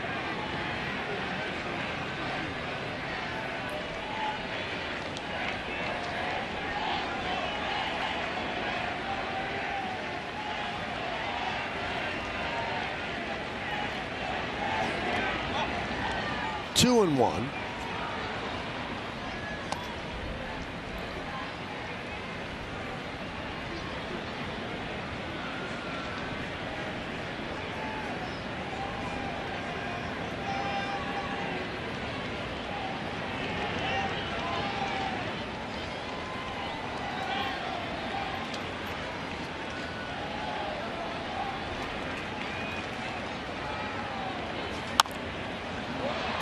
Right back to Bradish.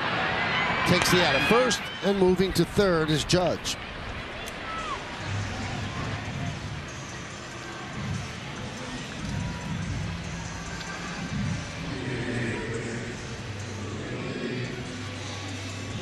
And that brings up Donaldson. Donaldson with a fly ball right and a strikeout.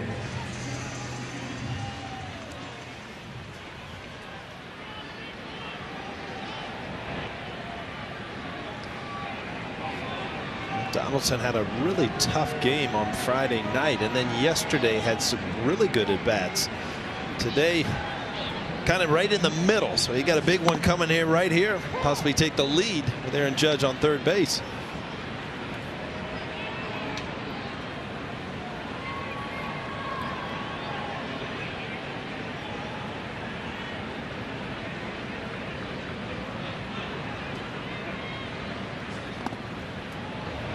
Blocked by Rushman.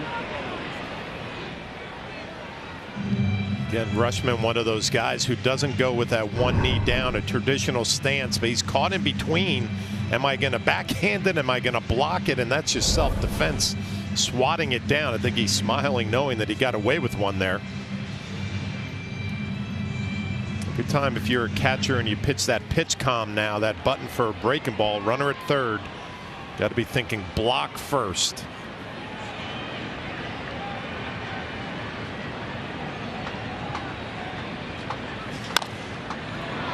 Grounded to third. It's a fair ball. The throw to first got him. A slow roller, but Henderson made the play to get Donaldson. Stranding Judge at third, but the Yankees tie the game on the wild pitch in the era. The rookie Henderson guns over to first to end it and take us to the sixth. It's time for the Audi Electric Moment. Experience a fully electric Audi vehicle at your local Tri-State Audi dealer today. Deep to left. Yastrzemski will not get it. It's a home run. A 3-run home run for Bucky Dent. The Yankees now lead it by a score of 3-2. Boy, the last guy on the ball club you'd expect to hit a home run. Just it went into the screen. An amazing moment in Yankee history and baseball history. An amazing call by Bill White. And Bucky Dent told me a couple weeks ago there's not a day that goes by that somebody doesn't bring it up to him. It has become part of his life. You know what? I just picked up something right there that I got to ask our good buddy Mickey Rivers about. When Bucky Dent came across the plate, it looked like Mickey had something to say to him. You wonder what exactly that comment was. Well, I think he gave him the bat. I knew that story. You wonder if Mickey said something like, okay, that was my whatever, because you know Mickey's such a funny guy. Yep.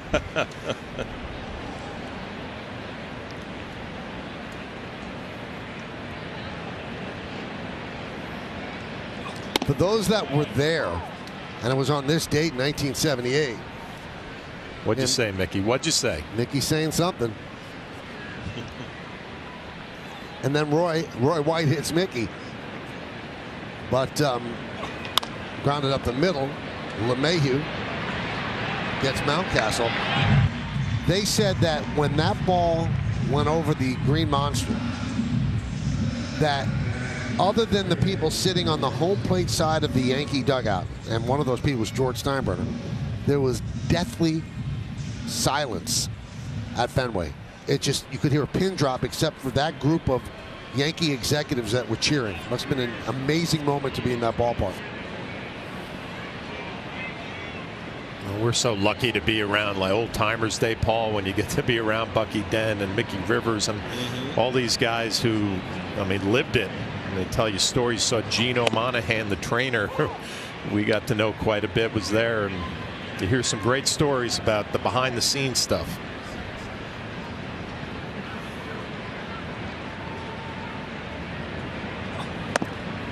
Oh, 0-2.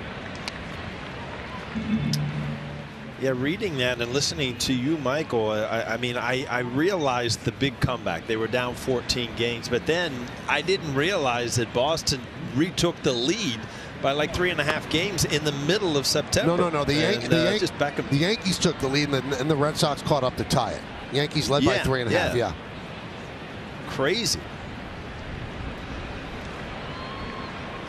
It came down to the last day. And then they had to add another game. Another one up the middle. IKF gets Henderson for the second out.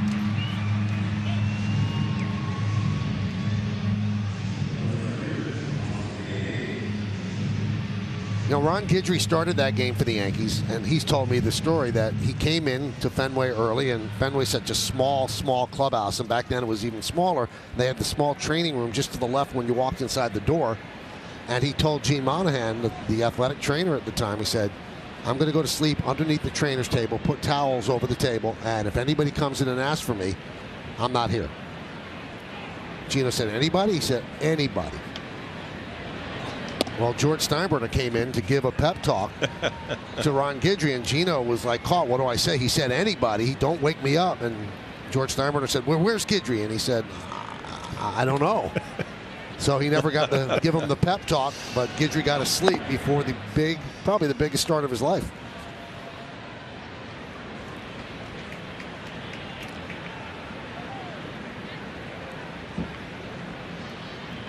Two 2-0 on Hayes with Litke on the mound.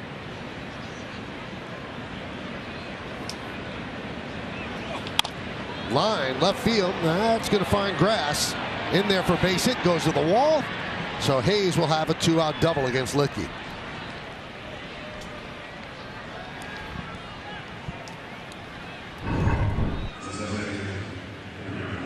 Litke never throws anything straight. That little cutter did not quite get in far enough. He's pretty quick in there, Flash. Just rips it down the line. You know what? Austin Hayes is one of those players, Paul, that when you watch him, you're like, this guy can really hit. Solid big league hitter. And, you know, the numbers at the end of the year, 16, 57, 250 batting average. You expect him to kind of graduate to the next level. To me, it looks like a solid big league hitter every time we see him.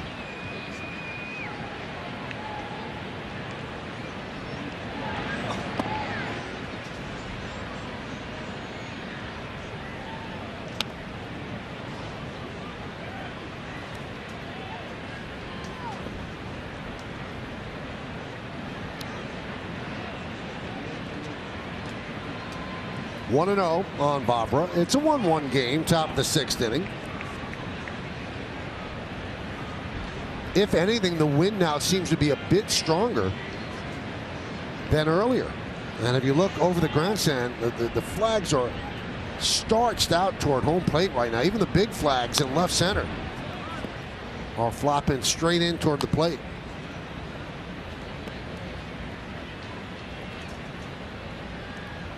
Look at that. What do they call that?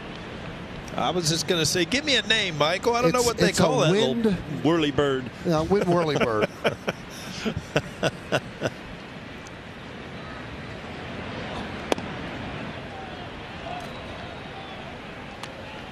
If you had a windmill today, you could power part of the Bronx. I'm telling you that.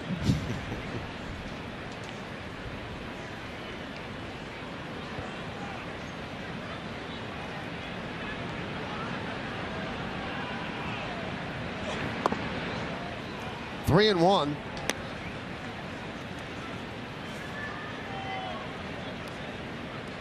I'm told it's an anemometer. It's not a whirly thing? Whirly bird. Not a wind whirly bird, no. I'm sticking with it. It measures wind speed and direction.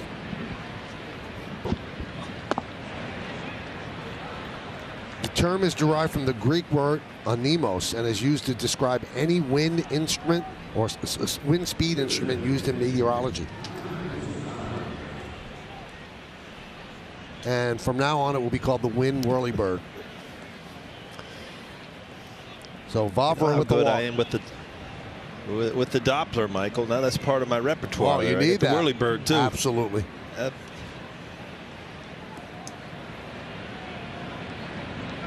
So here's Kyle Stowers.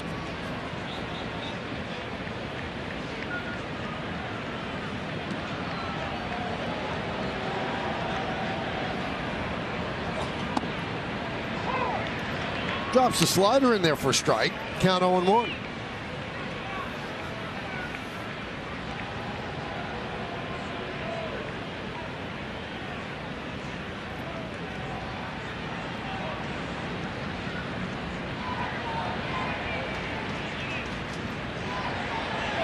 And that plunks Stowers to load the bases and pass the baton to Mateo.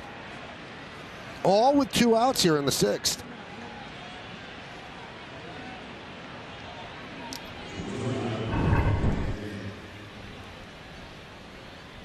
That looked like a breaking ball that just slipped out of his hand. There was no finish on it. And there's nobody getting loose in that pen for the Yankees, so this is on Litke. Figure out his way out of this inning. Bases loaded, couple outs as Matt Blake will come to the mound. It's a bad feeling, Flash. As a lefty, you see the release and you see it starting to break. You expect it to break out over the plate, and there's no break on it. And then you know something's coming right in your back.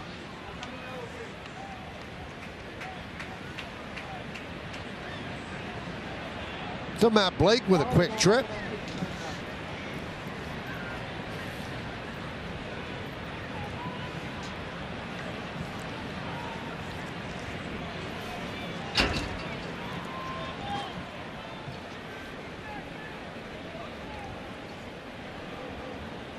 Mateo with 2 fly balls to right.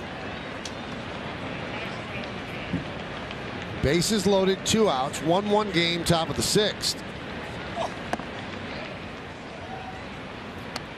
1-0.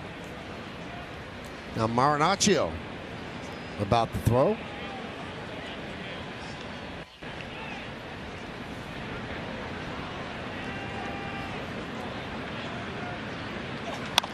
Grounded and fair.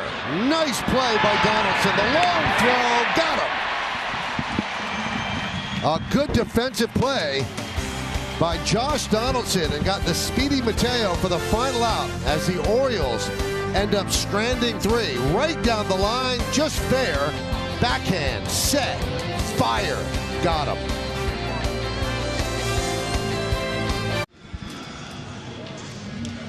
Well, here are the latest run totals from FanDuel Sportsbook. Right now, new customers get $150 in free bets guaranteed when you place your first $5 bet. Download the FanDuel Sportsbook app now and start making every moment more. Nice play by Donaldson to end the top of the inning in strand 3. Montefiore Einstein scoreboard. It's a 1-1 game. Orioles with 5 hits. Yankees with 3. Orioles with 1 error, which allowed the Yankee run to score, a throwing error by Rushman, as Aaron Hicks scampered home from third.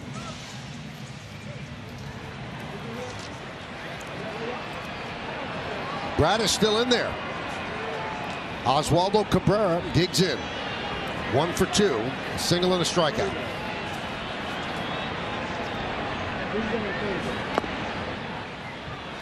One and 0.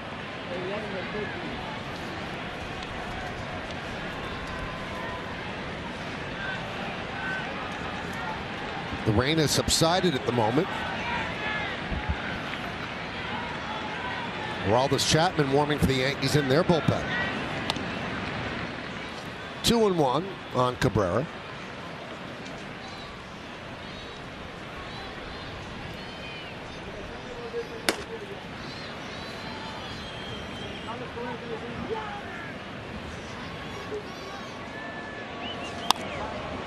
Sky high pop-up.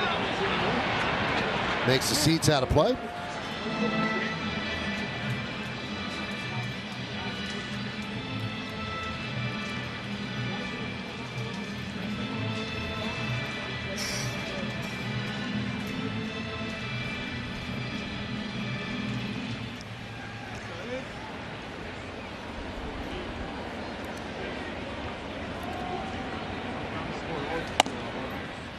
And there's a strike.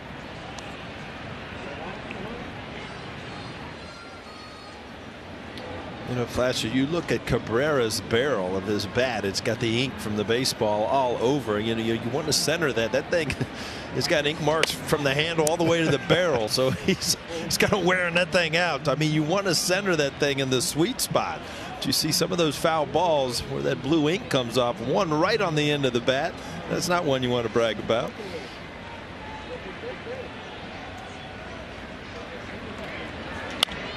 Serve the other way and out of play. Paul, I don't know if you remember this when you were in the minor leagues, if they taught you with a wooden bat for the first time, you want to hit the baseball with the grain, right? Which is something obviously coming from aluminum bats in high school and college you never had to worry about. But yeah, that ball marks are all spread along that bat. And he works a walk to start off the 6th. Yeah, that's really why I never changed bats. I changed a lot of bats that I would take into batting practice, but you know, I got used to the old Louisville Slugger label, and if it was looking at you, you know, the Louisville label itself, then you were always hitting with the grain, as you were talking about, Flash. Well, that could do it for Bradish, who has pitched well. Brandon Hyde slowly walking to the mound. And he's going to start to employ his bullpen. So with Bader due up, Bradish hands the ball to his manager. Yankees have the go-ahead run at first base. Nobody out. We're in the 6th. 1-1 game. Stay right here. Well, fans, this Tuesday night on the Yes app, our very own Ryan Rucco will be popping onto the Watch Party video chats to say hello and have some fun. So make sure you log onto the Yes app on Tuesday night during the Yankees-Rangers game and tap the Watch Party icon for a chance to hang with Ryan. You be part of that party, John, or not? I think I'm going to be working in the studio, so unfortunately I'm not going to be able to be part of the watch party with Ryan. No, then they could probably... No. I got to be locked in on the game. Oh, okay. Talking about partying, Michael, you need to pry that Yes corporate card out of your wallet. Now, you are only a few that have it. James Smythe's birthday, at least lend him the card for the night, right? You know what? The next Yes corporate card I have will be the first one. Still waiting in the mail, yeah, huh? Still waiting. So Logan Gillespie takes over. And he will deal to Harrison Bader. Cabrera, good speed, is at first, held there by Mountcastle. 1-1 game, bottom of the 6th.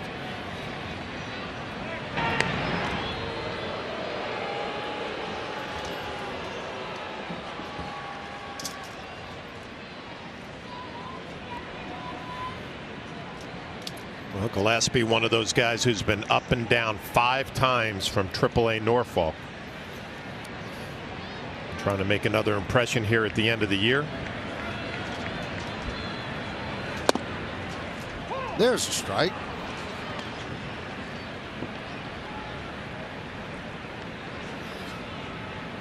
Made his major league debut on May 17th against the Yanks with 2 scoreless innings. 25 years old.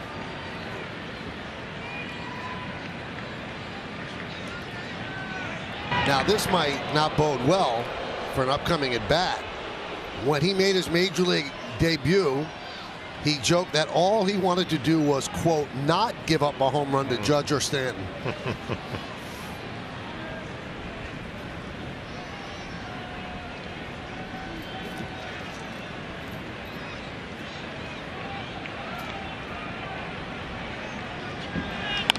Check swing, right back to Gillespie. He's going to go to second. They get 1.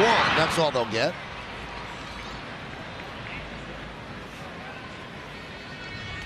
Well, Gillespie takes a chance to get that lead runner, but he makes a good play. Bader frustrated. Nothing worse as a hitter than that little check swing that you put into play.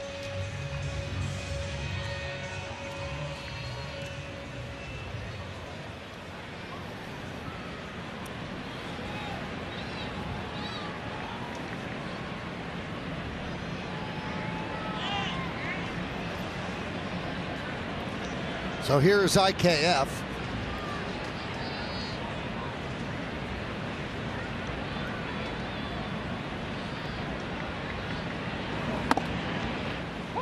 And a strike.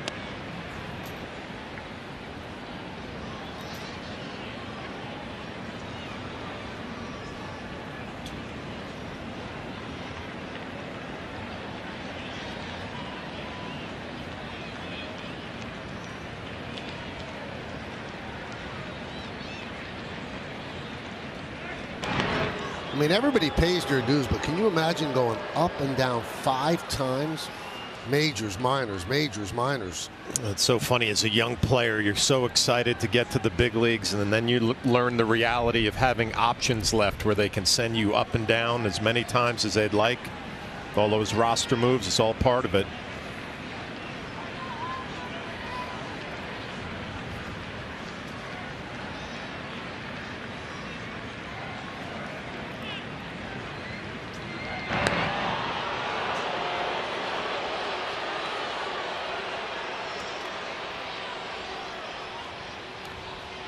Michael Gillespie didn't want to give up a home run to Judge or Stanton. Well, he didn't want to give up a stolen base either, because he's thrown over there about 18 times.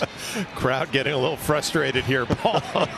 Last home game of the year, and Gillespie really locking down on the running game.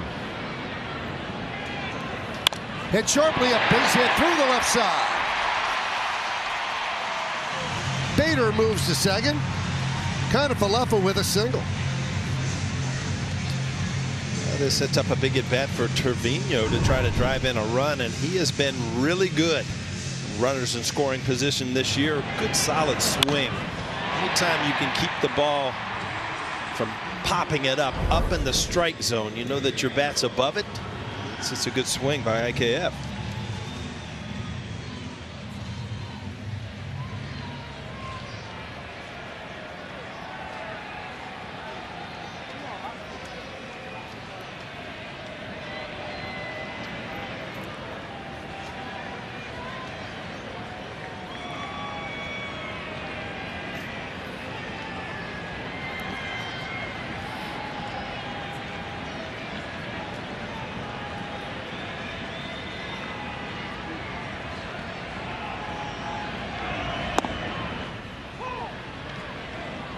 Oh, and 1.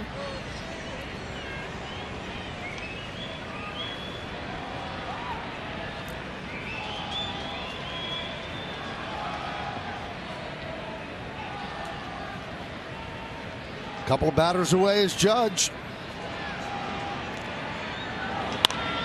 Fly ball, right field. Santander toward the line. Foul ball.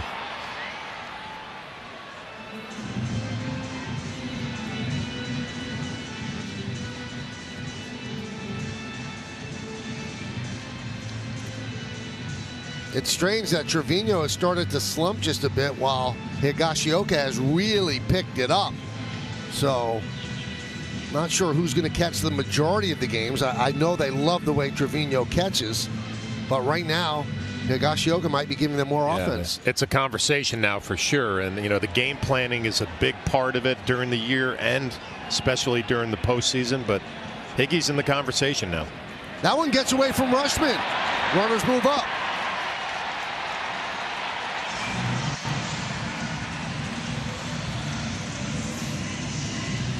Well, there's an instant reboot in your mind, Flash. Now as a hitter, this ball getting by Rutschman, you're going from a base hit to now get this guy in from third. And now I've got 2 strikes. Now I'm a contact hitter. I got to elevate the ball, keep it to the right side, or push it any way I can. Make some contact, get this run in. Yeah, they bring the infield in. You're right, Paul. Just put this ball in play. Either fight something through the infield, get the ball up in the air to the middle of the field, and Rushman, who's an excellent defensive catcher, has been caught in between a few times on balls in the dirt.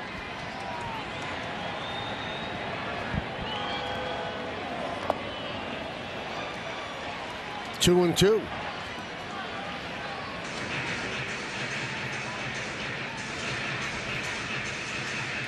There's really got to be a trust there from Gillespie out on the mound with his catcher behind the plate. Through another breaking ball, was able to block that one, runner at third.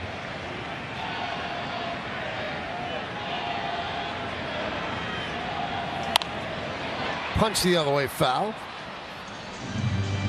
Crowd of 44,332 here on a overcast, rainy Sunday afternoon, and they're here to see baseball second and Aaron Judge hit a home run first.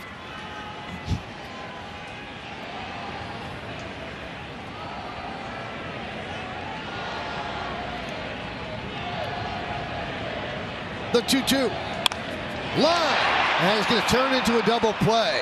Bader took off when the ball took off, but right there was Vavra, who fired to Henderson for the inning-ending double play. No runs a hit, 1 man left. So Trevino hit it hard, but into a 4-5 DP. Well, for the best coverage in the game, let's check out the T-Mobile coverage cam. Speaking of coverage, these are all the people that get these games on the air on the Yes Network. And they do an unbelievable job. Well, not so much him. But each and every one plays such a huge role, and we take that picture every year down at the loading dock, and it's a pleasure to be associated with each and every one of them. Just total professionals, the best of what they do, and we're quite lucky that they work under the yes banner.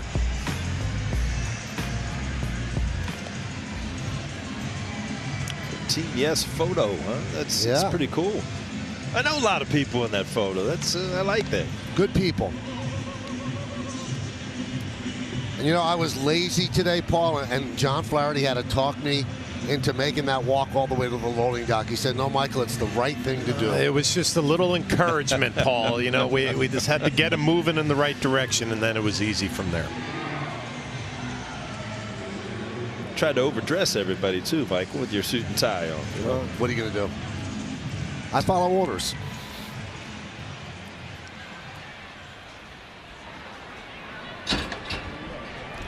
Now, they're way back there, right behind that wall. That's where all the trucks are that send you the signal and have you enjoy Yankees baseball on yes. Aroldis Chapman comes on and will face the top of the Orioles order. Paul, what happened on that double play? Was it simply a case of he was going on contact? Well, he got caught off the base, obviously. I mean, but your reaction as a hitter on a line drive, as a base runner, is to freeze. And, you know, he crossed over. As soon as you cross over, it's a double play. But, you know, bad break for Trevino. He really battled, shot the ball the other way, and ended up getting nothing for it.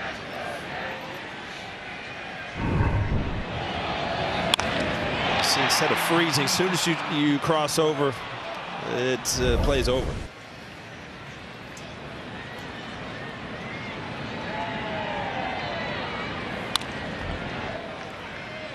One and two on Mullins. Good to see Chapman come in here and get ahead quickly. 1-2 to Mullins, and you know, with Clay Holmes down, all of a sudden Chapman becomes more of an important piece. Throwing the ball better lately, trying to get that confidence back.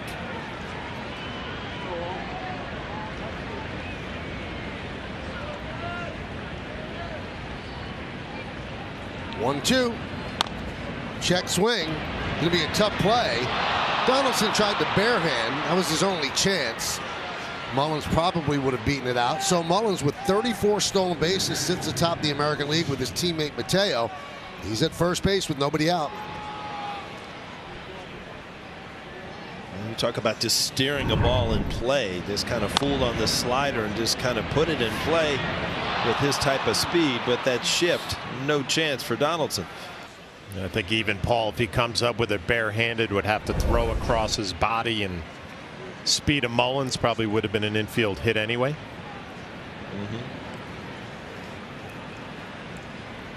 So here's Rushman. He's not as good a hitter from this side. Spins to the right side against the lefty Chapman. Now that's the pitch that Chapman has had the most trouble with. He cannot command the fastball. He's been using his slider a lot in these outings and effectively using it, getting outs, but he needs that fastball to be thrown for strikes. And it's also Mullins at first base, a threat to run, and Chapman tried to quick pitch him there, and then the mechanics kind of get out of whack a little bit, and the command isn't there.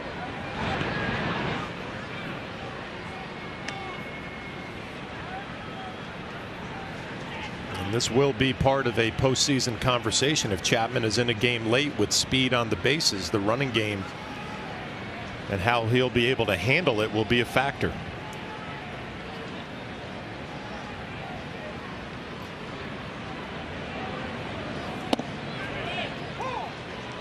And there's a fastball for a strike, 1-1.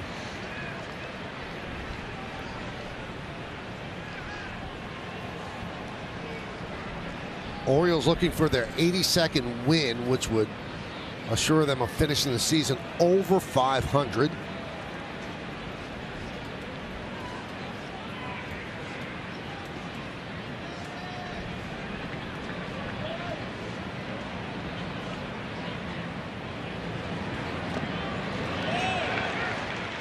There's the splitter, 1-2.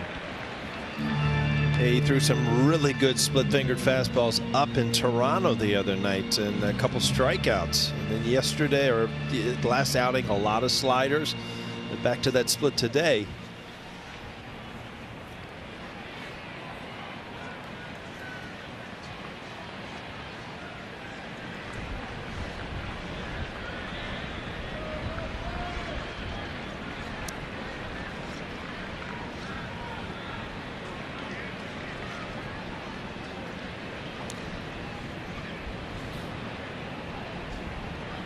Mound a little sticky right now with all of the rain.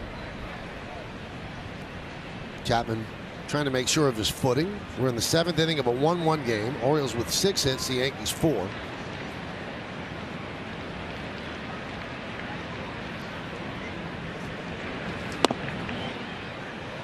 Missed outside. His best fastball yet, velocity-wise.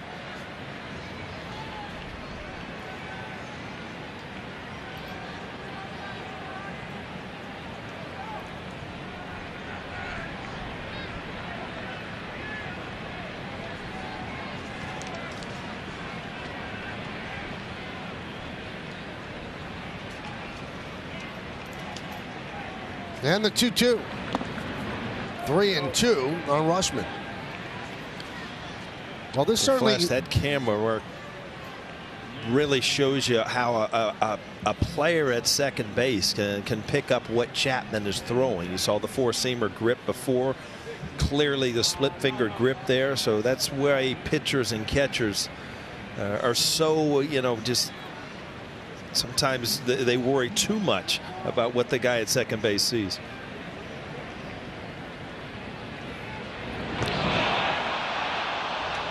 Almost had him there. He was certainly leaning with a 3-2 count. More than leaning. Rizzo tried to catch the ball and tag it at the same time, didn't secure it.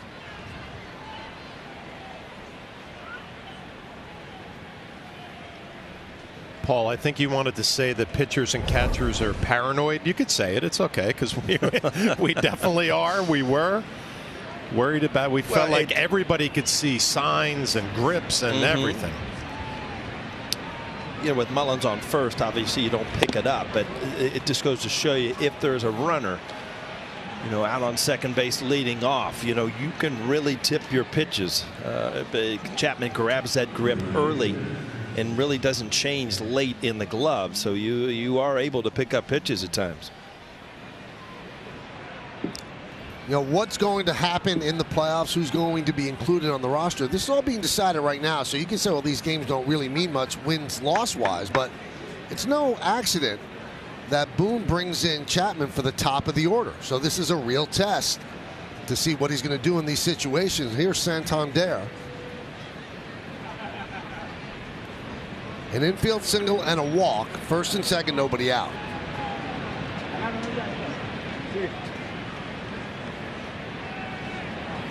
Upstairs.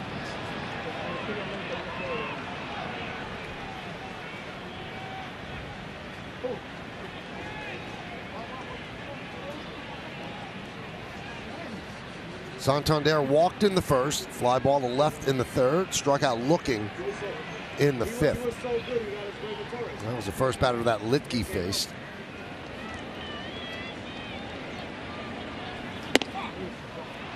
Two 2-0. Chapman having a hard time throwing strikes. Yeah, I don't care if you're a rookie in the big leagues for the first time or a veteran like Chapman. When you've had your struggles, there are some issues, and you see the mechanics getting away from him a little bit. As Marinaccio getting loose again, and then you find yourself in a very dangerous 2-0 count to a good middle of the order hitter in Santander.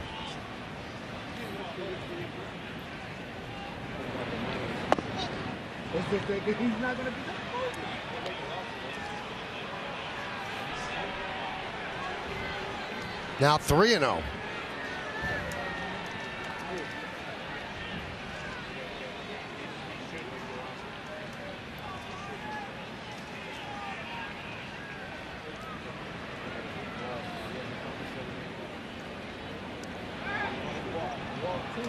Tried to check him back to second.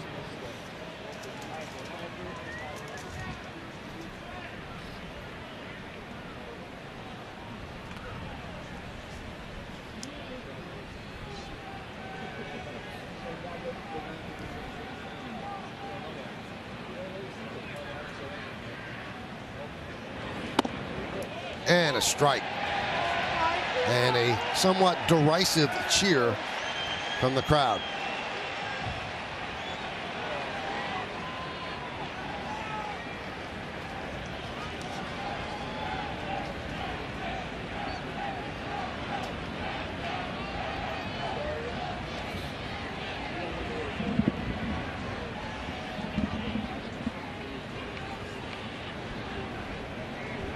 Marinaccio up in the bullpen. And the 3-1 from Chapman. Bounced up there. Somehow stopped by Trevino. That'll load the bases with no one out. I don't know about you, Flash, but I look at that 3-1 split-fingered fastball and just a stab from Trevino for keeping that from going to the backstop. They obviously had confidence they could throw this for a strike. That is just a lawn dart that Trevino was able to come up with, but it is a struggle right now for Chapman, and Matt Blake, the pitching coach, trying to get him back on track.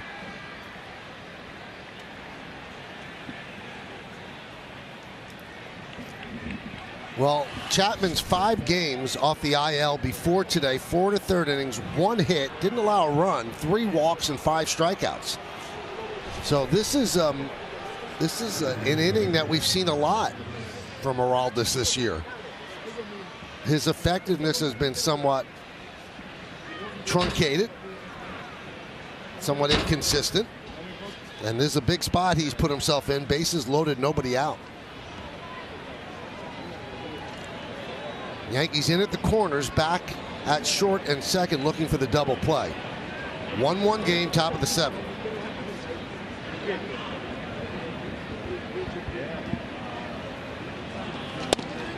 And a strike.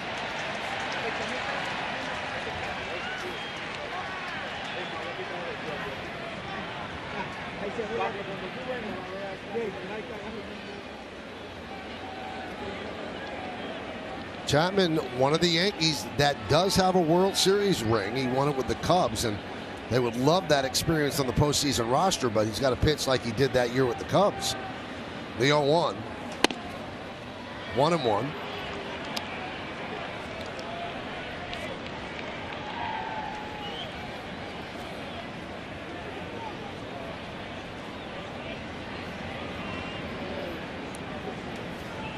Bottom of the inning, it'll be 9-1-2 in the Yankees order, which means you'll see Judge.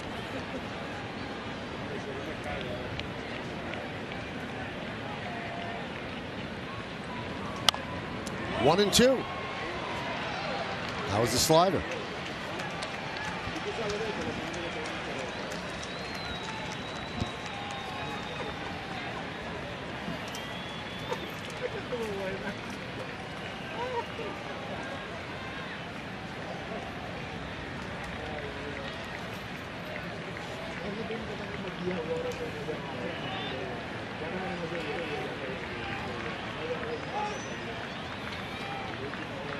You think back to when Aroldis Chapman was in his prime. You get ahead 1-2. There's so many options. You can elevate the fastball.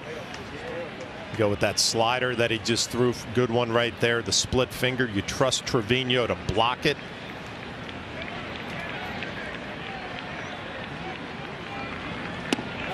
Strike 3, got him with a splitter on the outside corner. A big out for Chapman as he catches Mountcastle looking. Mountcastle, one of the big run producers in this lineup too, and back to your point, Flash, if you are Chapman and you get 2 strikes, you do have the ability to put people away. Good split finger there. And that first out is the big one, because now you see the release of that ball. Not a lot of spin on that split finger, but with 1 out, there is that possibility of the double play now if you're Chapman. Here's the rookie, Gunnar Henderson. 1-0.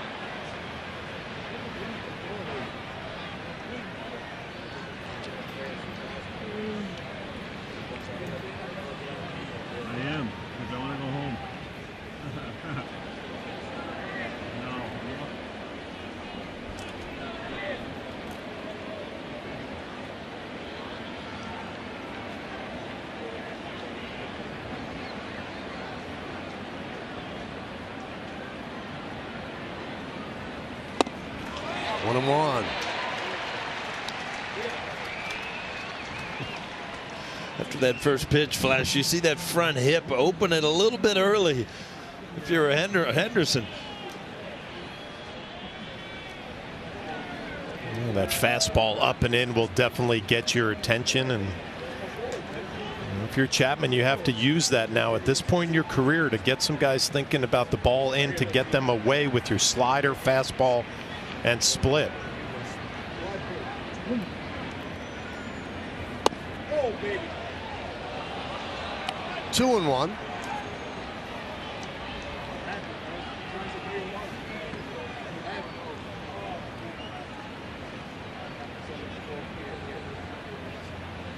Bases loaded, one man out, 1-1 game, top of the seventh.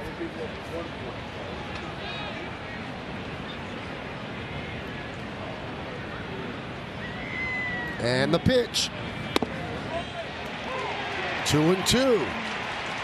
Taking a little off the fastball to throw it for strikes. Not 99. Last two fastballs were at 95. So what does he throw here? Slider, splitter, go back to the fastball.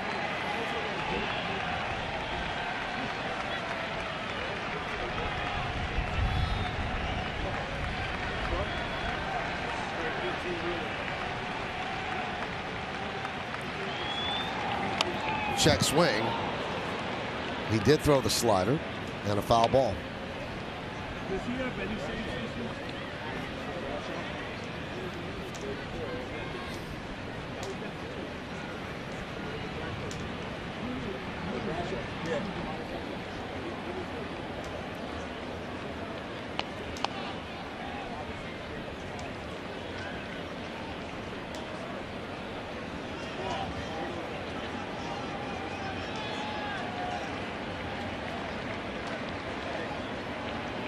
And the 2-2. Outside, 3-2. No place to put Henderson.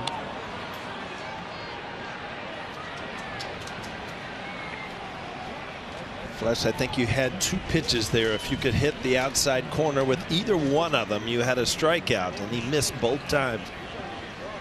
With a young hitter, I mean, they usually sell out for that fastball in a 3-2 count. If you can drop a slider for a strike, you probably get him. Does Chapman have enough confidence to throw it?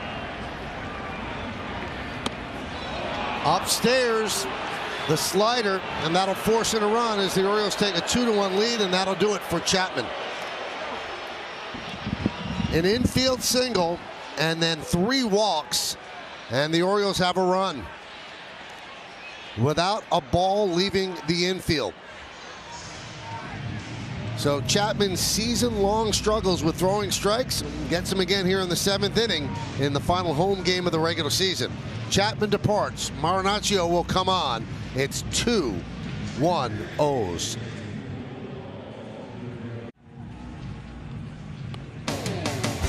Yankees Baseball on Yes is brought to you in part by Hyundai. To learn about Hyundai's advanced technology and award-winning safety, visit buyhyundai.com. By Northwell, who reminds you it doesn't kill to ask about unlocked guns. Get tips for asking at northwell.edu/lockguns. And by FanDuel Sportsbook, make every moment more.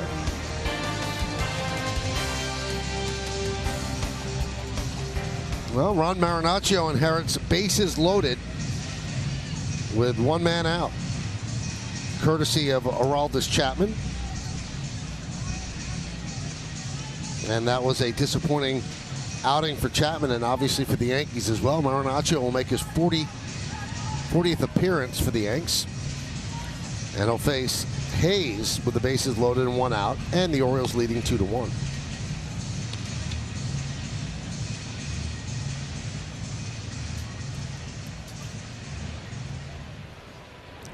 Infield single by Mullins, a walk to Rushman, a walk to Santander. Mountcastle strikes out on a splitter that seems slightly outside, but the Yankees got the call, and then the rookie Gunnar Henderson walked on a slider high to force in a run.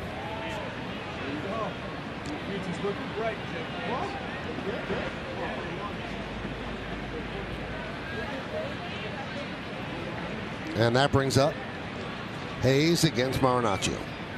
Hayes 1 for 3. Fly ball into center. Bader will make the catch. Tagging is Rushman. The throw comes to third. Rushman scores on the Hayes sac fly, and it's 3-1-0s. Well, if you're Hader, you know where you are on the field. No chance to make a play at home here. What do? You just keep the runners where they are and allow Marinaccio to try to just get out of this at 3-1.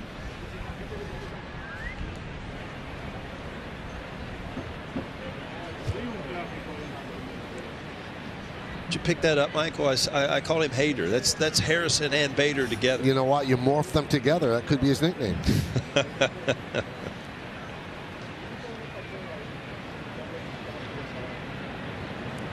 Here is Vavra. 1-0. Well, we know the Yankees love Marinaccio against left-handed hitters because of that changeup. It's such a weapon.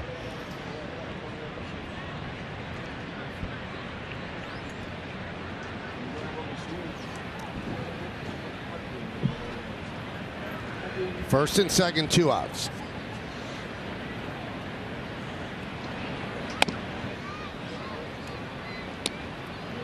Two and 0.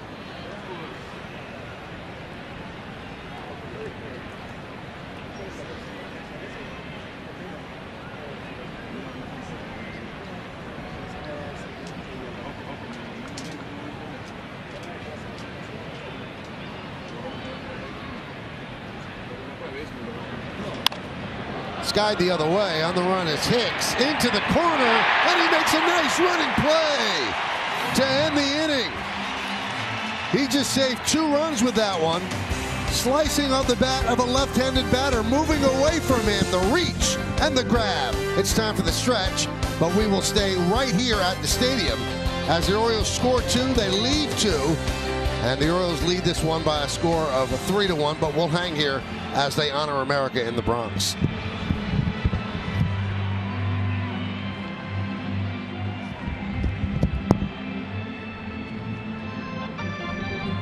Ladies and gentlemen, will you rise and remove your caps? And please direct your attention to the area behind home plate as the New York Yankees welcome an honored military guest. The United States Navy Machinist Mate 2nd Class Joseph Fugaro from Kearney, New Jersey, who served in the Vietnam War and has been a member of our Yankee Stadium scoreboard crew for 13 years. The Yankees say thank you for your sacrifice and service to our nation.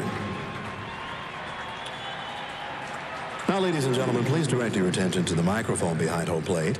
Our guest is the star of the Metropolitan Opera, a Grammy Award-winning bass baritone, and the subject of the New York Times best-selling book, Sing for Your Life. He has performed at leading opera companies all over the world and has sung over 150 performances at the Vienna State Opera and is currently starring in shows at Washington National Opera House and the John F. Kennedy Center in D.C. for the Performing Arts. Please welcome Ryan Speedo Green. He will now sing God Bless America. God bless America, land that I love. Stand beside her and guide her through the night with a light from above. From the mountains to the prairies, to the oceans white with foam. God bless America, my home, sweet home. God bless America, my home, sweet home.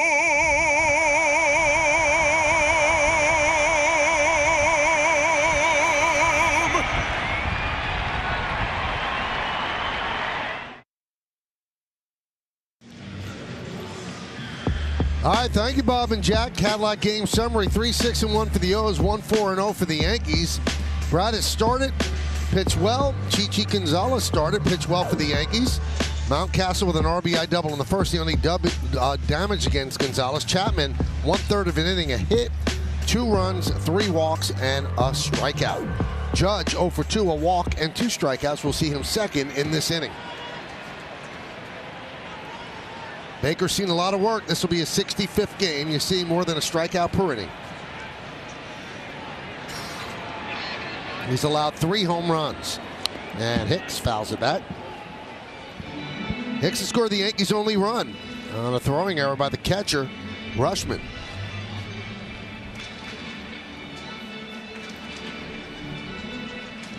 Yankees. Aaron Hicks already made a tremendous play out there too, Michael. That we went to break, and that was a great play that he got there. I mean, it shows you his outfield skills. Got to a ball a lot of people don't get to. 0-2.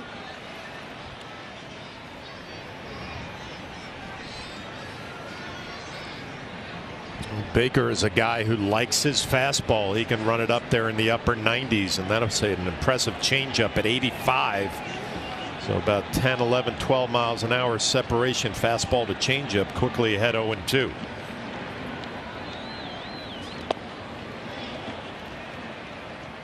There's a changeup, 1-2.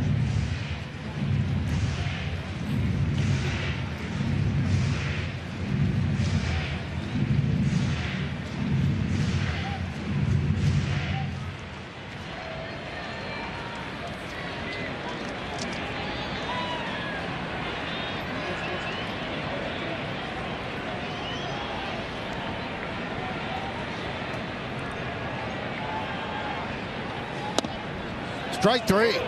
Got him. Changeup. Inside corner, and that'll bring up Judge.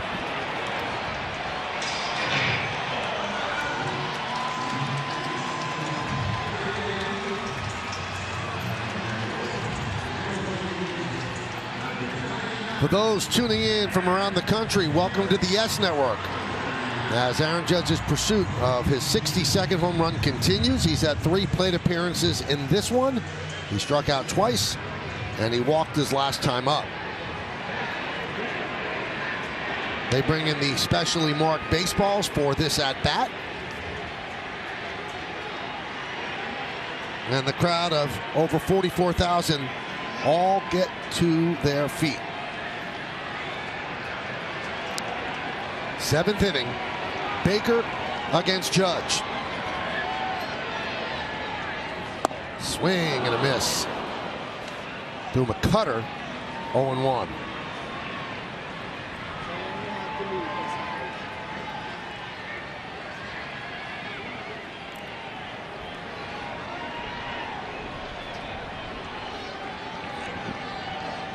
And the righty deals the 0-1 outside. 122 seasons of American League Baseball. And Aaron Judge and Roger Maris are tied with the most home runs ever hit in a single season at 61.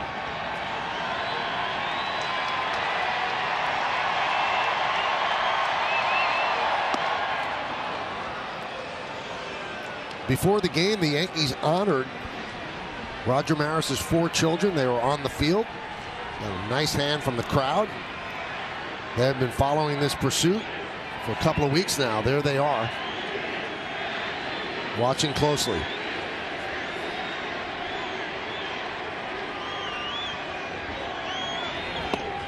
Check swing. Did he go? Yes, he did. 99-mile-an-hour fastball upstairs. 2-2. Close.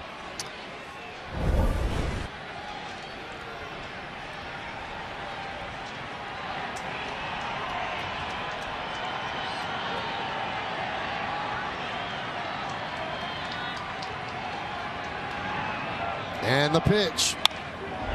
Foul back to the screen. Cutter. Yeah, I know it's a 2-strike count, but I've counted 3 pitches today that Aaron Judge has just fouled back. And another good pitch to hit just underneath.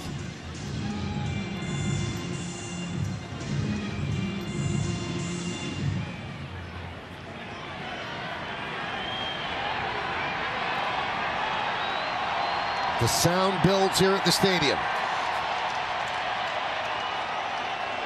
And the 2-2. Swing and a miss. Tip into the glove of Rushman. And Judge strikes out for the third time this afternoon.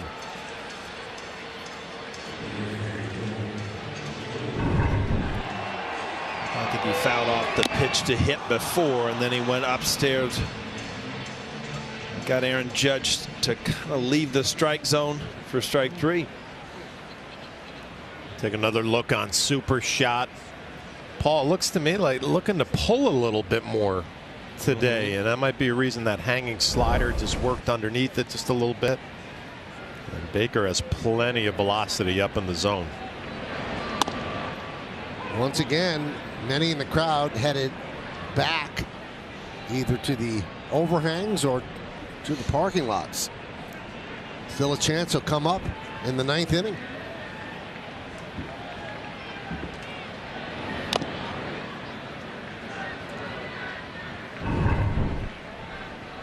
And this is mom and dad after that strikeout.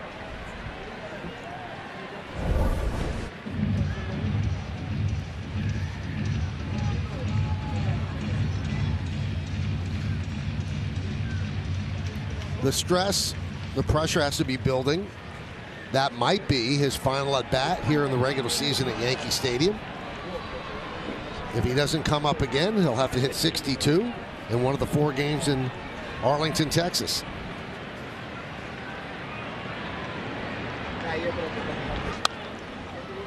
A protection swing there. He fouls it back.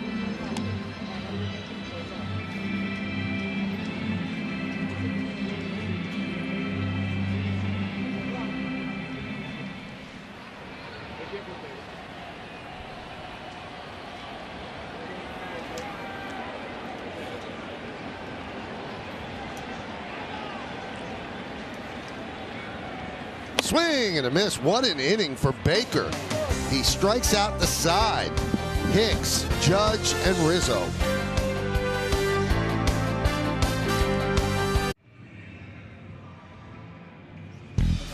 Congratulations to Gleyber Torres on being voted the Montefiore Einstein Player of the Week, also known as the Aaron Judge Player of the Week. And Torres took it away from Aaron this week. 364, 3 homers, and 13 ribbies. OPS 1.133. That's over the last 9 games. When Judge doesn't win it, that's a big story. Marinaccio still in there. 3-1-0s. And there's the pitch to Stowers, a strike.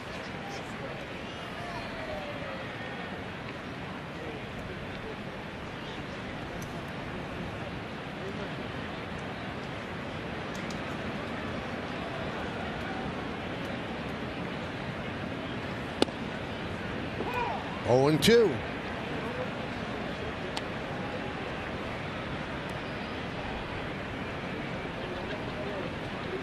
Will he get up again?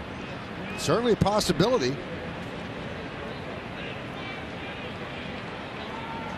Yankees have 2 more innings to go.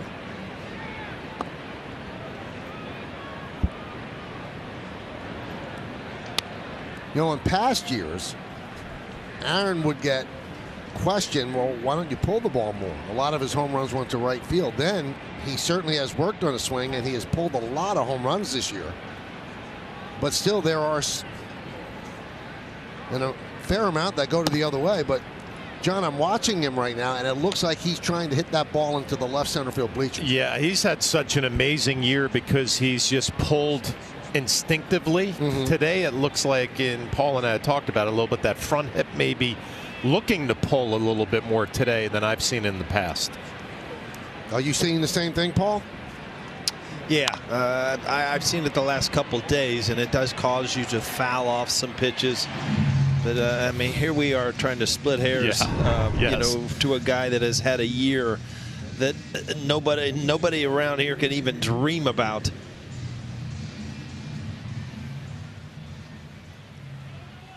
You know, he's had such a superhuman season.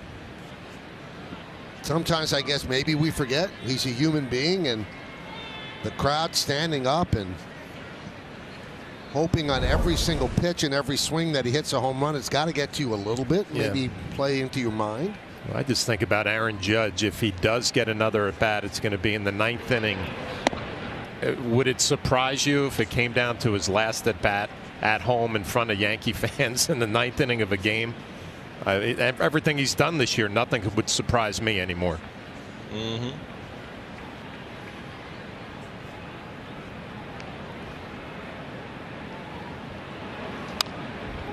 1-1 on Mateo.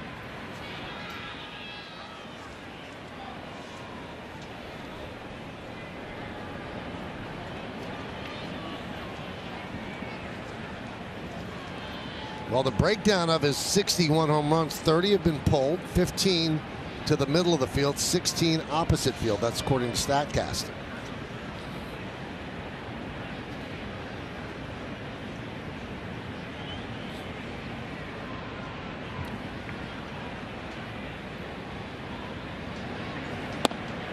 Two and one.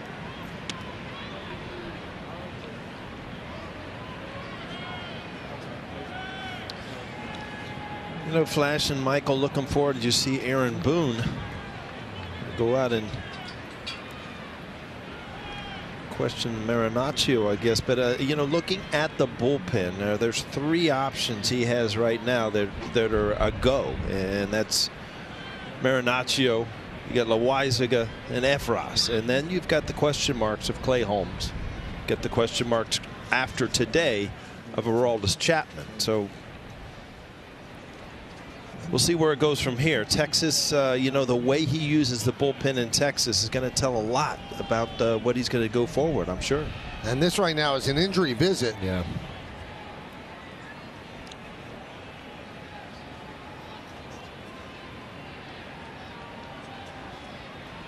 And this is not a good sign, as Marinaccio will leave. And he has been so great for the Yankees, and this is rookie season. Well, of the sure things, Paul, now you have to worry about Marinaccio as he leaves with an injury. The Yankees will go to the bullpen. Reliever will have as much time as he needs, and we'll get you information on Marinaccio as soon as we get it.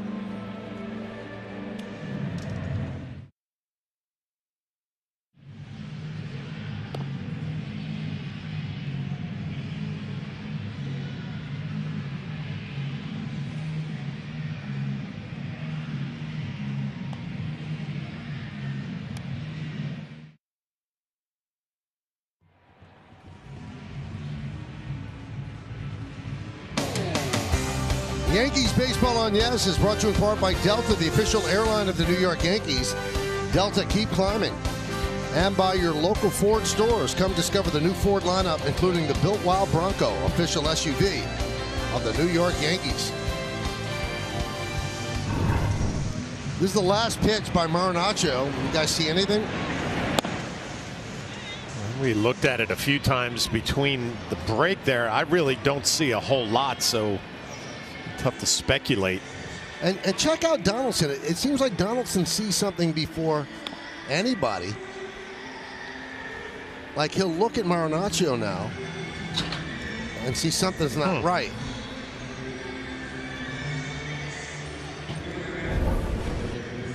Don't know. We'll await word. Here's Jonathan Loaizaga, last 26 games, a 1.73 ERA. So they gave him as much time as he needed. And he inherits a 2-1 count on Mateo.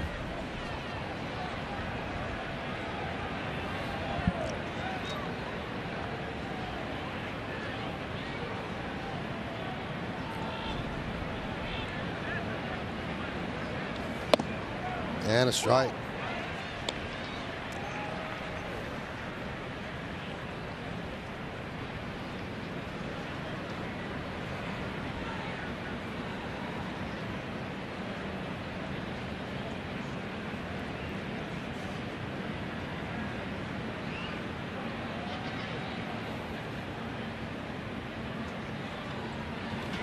Right back to Loaizaga. Off the glove, bare hands, fires the first. A little trick for you, right off the glove, back into the hand. Easy play at first.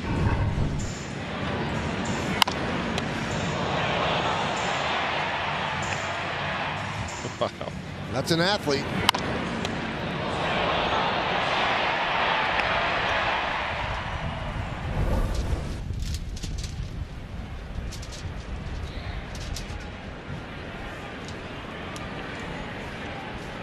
Wind seeming to intensify, whipping papers around here in the booth. Here is Cedric Mullins.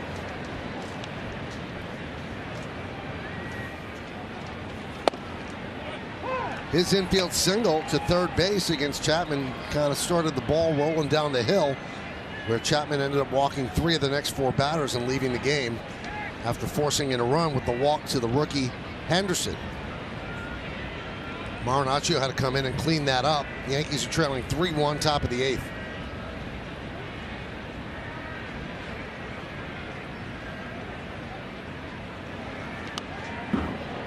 One and one.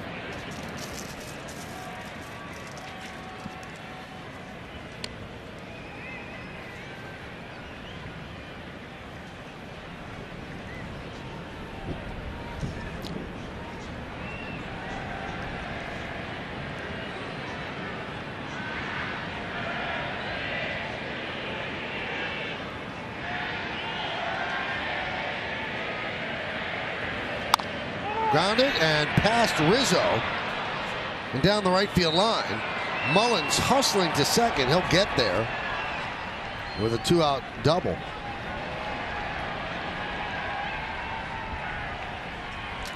See Mullins kind of shaking that hand. When it gets a little cool when you hit a ball off the end of the bat, even if it finds a hole, it does ring your hands a little bit. But we've gone over. Mullins is just a good, solid player. Leading the league, tied in stolen bases, like we talked about, 30-30 last year. It's a lot of things he can do on the field. Well, right before he hit the ball, a lot of the crowd was singing happy birthday. It could be any number of people they were singing it to. Aaron Hicks, Bob Lorenz, James Smythe, our runner Molly. I'm not quite sure, but that was a hearty rendition.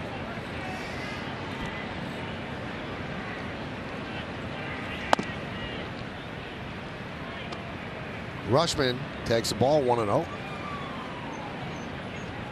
Well, Paul, you talked about the bullpen arms for the Yankees, and it's shaping up that Loaizaga is going to have to be that rock to get those big outs coming down the stretch.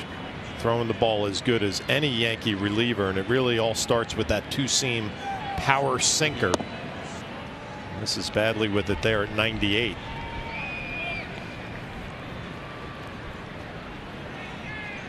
Yeah, there are times, Flash, where I wonder why he goes away from it. I mean, it's unhittable when he throws it 99, 100 on the outside corner, and then every once in a while, I think he feels like he needs to mix in his changeup or a breaking ball. And there's sometimes where you don't have your great sinker, you need those pitches. But boy, when he has it working, I don't know that he needs anything else. 3-0 on Rushman.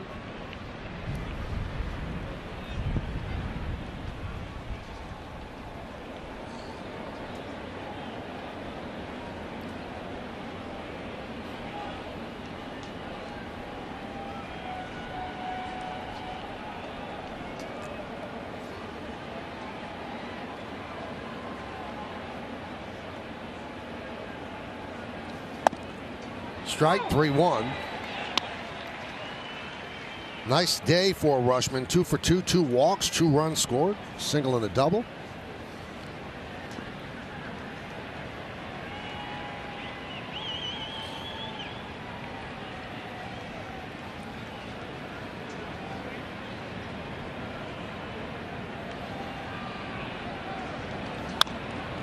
Foul back, 3-2. 8th inning, 3-1 O's. Orioles with 7 hits, Yankees with 4. It's the final home regular season game for the Yanks. They're 57-23 here in the Bronx. Only the Dodgers have a better home record in baseball. And the 57 wins is tied for the most by this team in this new ballpark. They did it in 2009 and in 2019. So if they lose, they tie those teams at 37 and 24. They come back to win, they'll have the best home record in the new ballpark. Foul back.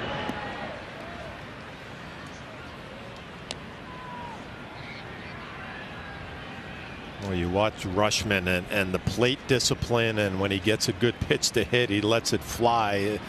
This kid's going to be a problem in the American League East for a while.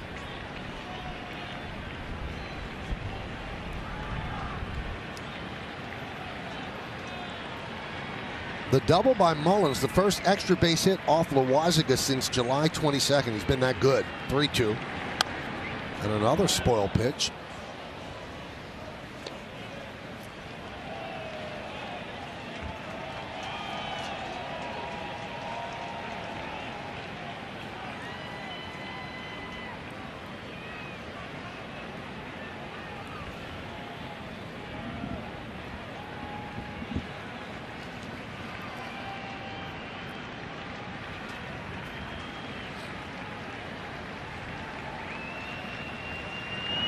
Swing and a miss. Loaisiga wins the battle. Trailed in the count 3-0. Came back. Rushman fouled several off and then strikes out to end the inning.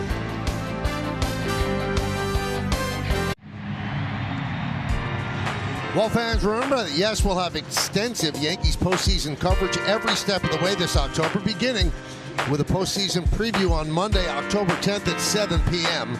Then stay with Yes for pregame and postgame shows around every Yankees playoff game, starting with Game 1 of the ALDS on Tuesday, October 11th. You'll see dances like Hensley Mullins right there. Stay with the network that knows the Bombers best. All shows will also be streaming live on the Yes app. It's called the Bam Bam, that dance.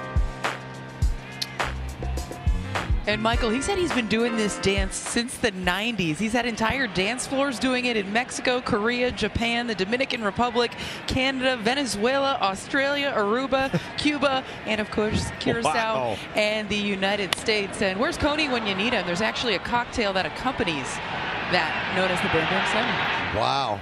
As LeMahieu pops out to Vavra, one away. Have a dance and we'll travel. The Bam Bam, huh? Pretty impressive.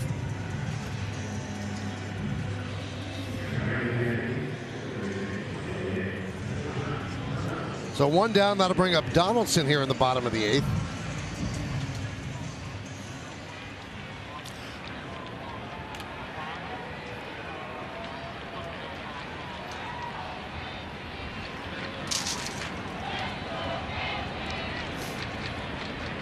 Donaldson 0 for 3.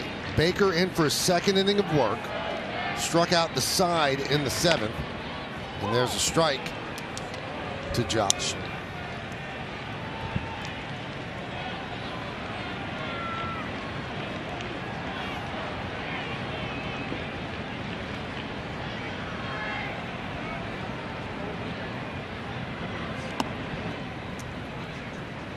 One and one.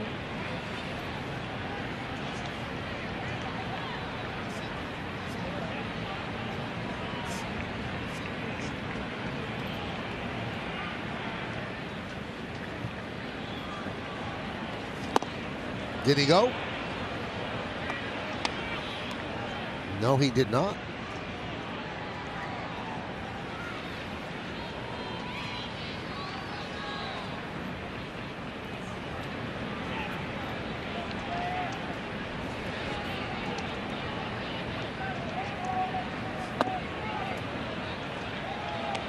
Now, I guess they did say he went around because it was 1 and 2. That evens it up at 2 and 2. Not a very demonstrative strike call by Dan Merzel at first.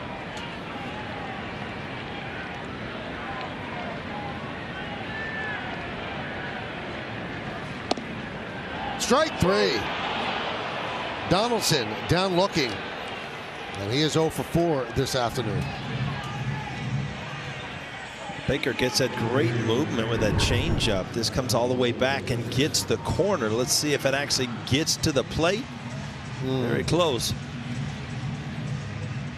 What would Durwood Merrill say, Paul? That's a Hall of Fame pitch right there. Hall of Fame pitch. I used to look back in Durwood and say, you know what, he's not a Hall of Famer and I'm not either, so let's call the ball on the plate. And he used to just laugh. Boy, Baker is impressive, though. That fastball upper 90s, the changeup 82 to 85, pounding the strike zone.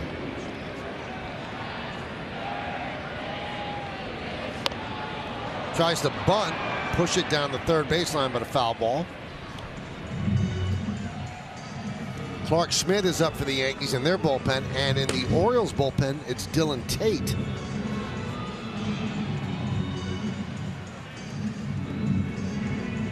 On Friday, seemed as if Bautista might have tweaked his ankle because the ninth inning would seem to be Bautista's.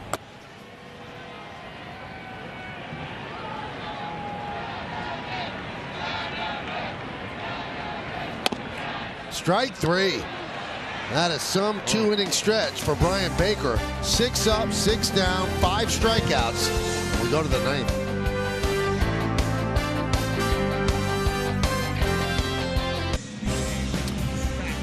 Today, NYCFC is taking on Orlando as both teams look to tune up for the MLS playoffs. Stream the game live on the Yes app or catch the re-air later after Yankees coverage only on Yes.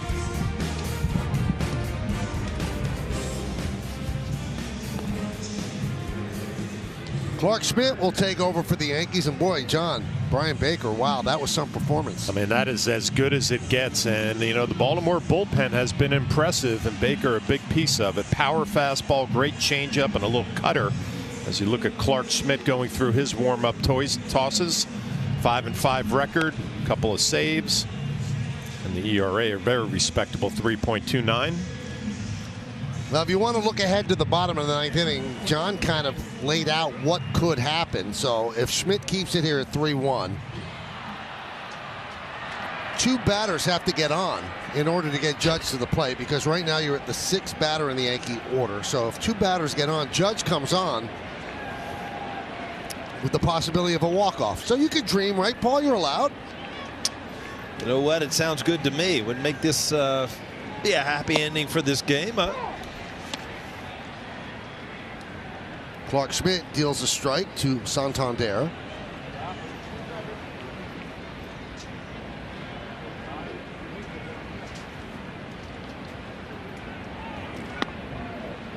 One and one.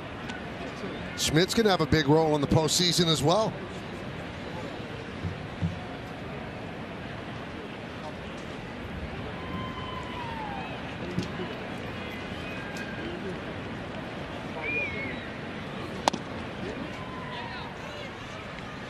Did not go.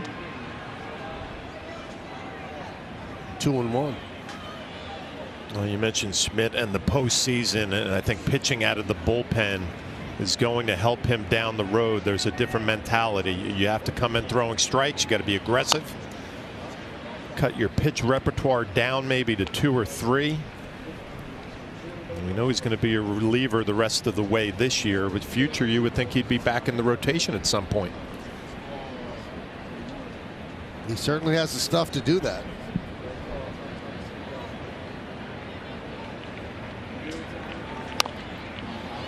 Popped up. Rizzo in foul territory will put it away for the first out.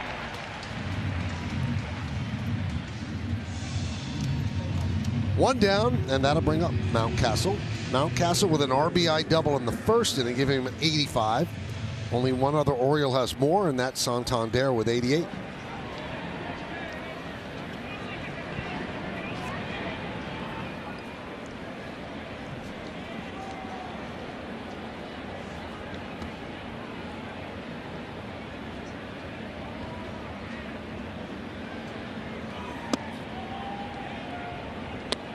One and 0. You have to really love ice cream to eat it this afternoon.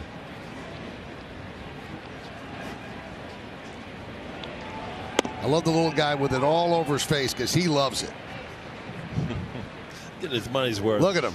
He's not just enjoying it. He's saving some on his face. You go get it. Love it.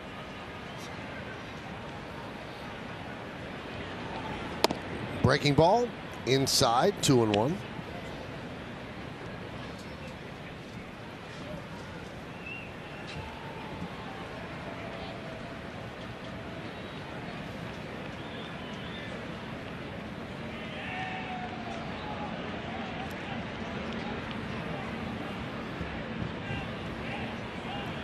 It's kind of amazing that they were able to get this game in. There were so many questions about it beforehand, but here we are. It's not raining right now. And the Yankees will end up playing the full 81 on the schedule here in the Bronx. And more to come in the division series. Yankees get to sit out in the first round because of winning the American League East. And they will await the winner of one of the division series, and they'll start that series here in the Bronx.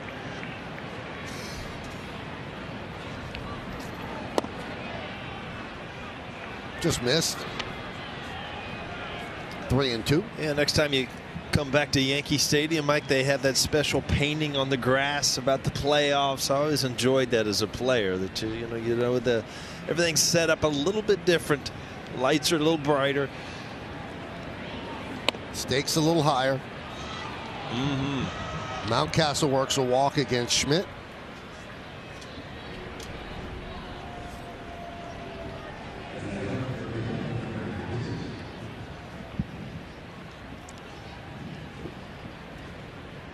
And here's the rookie, Gunnar Henderson. 0 for 3, but he walked with the bases loaded against Chapman to force a run. He picked up his 18th ribby of the season.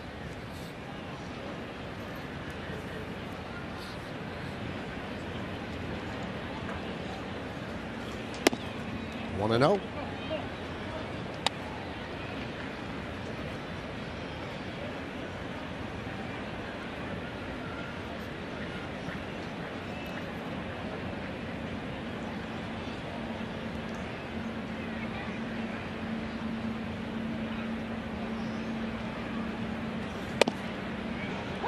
One and 1 on Henderson.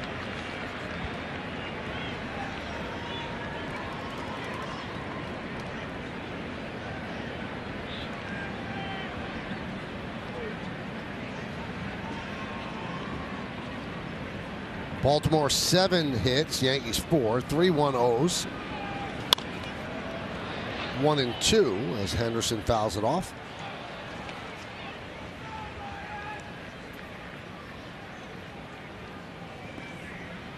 Gunnar Henderson, #1 prospect in all of baseball. That's quite a title to bring to the ballpark every day, isn't it, Flash? Well, he looks like a player, right? If you're a scout and you're looking at this left-handed swing, big, tall, strong guy. 2-2 as Mountcastle stays put at first.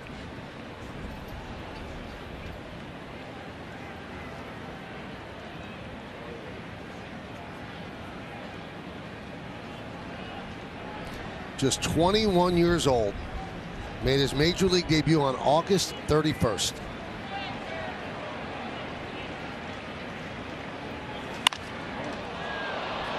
Fly ball, left center, long run for Bader, and he makes the play. Well, on a normal day without the winds, that's in the bullpen. Yeah, no doubt about it. I think Henderson even thought he got it off the bat here. I mean, this ball was hit well, but we've seen the ball not carry, actually come in from left field because of the wind. Bader gets there easily, grabs it on the track. Yeah, he stayed in his follow-through on that swing. He thought it was out. Well, even the bullpen catcher got deked. He was running in the bullpen trying to make a play.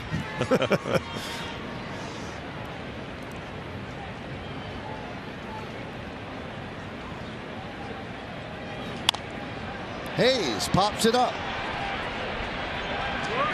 Donaldson puts it away, and that'll do it here in the 9th. No runs, no hits, no errors, 1 left. We go to the bottom of the 9th. The Yankees have a rally in their bones.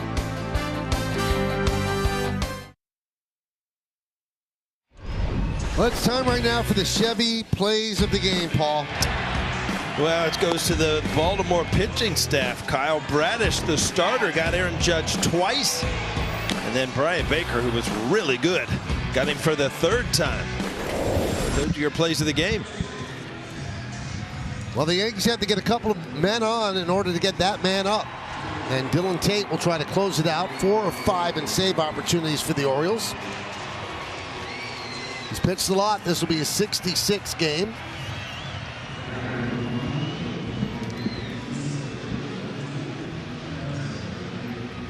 Had a 4.39 ERA last year. This year, 2.88.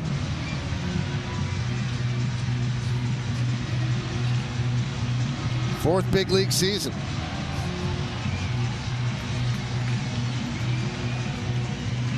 He was in the Yankee system, and he was traded to the Orioles July of 2018 in the deal that brought Zach Britton to the Bronx.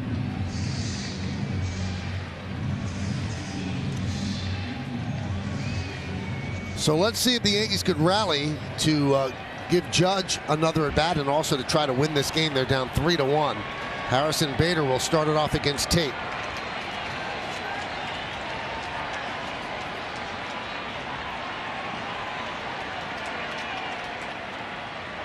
Outside.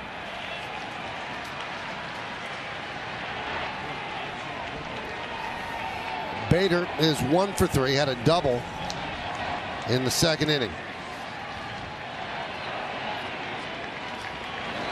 Yankees had a chance in that second inning, second and third, nobody out. But IKF with a soft ground ball to first as Cabrera stayed at third. A walk to Trevino to load the bases. But then Bradish struck out Hicks and Judge.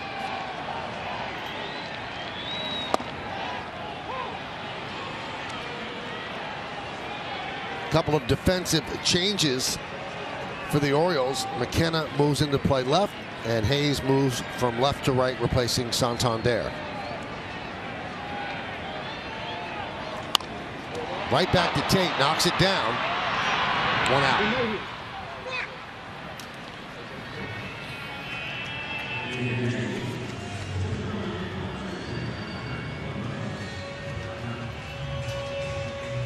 Just 4 hits for the Yankees. And that brings up Connor Falefa.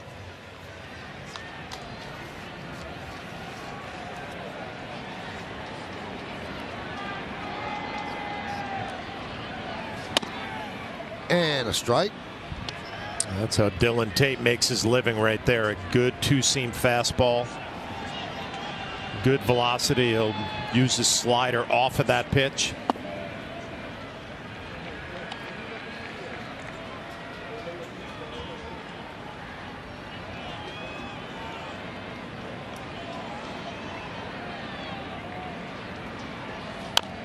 Crowd is thinned out since Judge's at bat in the 7th, and you're not going to want to miss the WB Mason Yankees postgame for highlights, analysis, and reaction from today's series finale with the Orioles. Hear about Ron Marinaccio plus Aaron Boone on the manager's report, and a look ahead to the final series of the regular season in Arlington against the Rangers.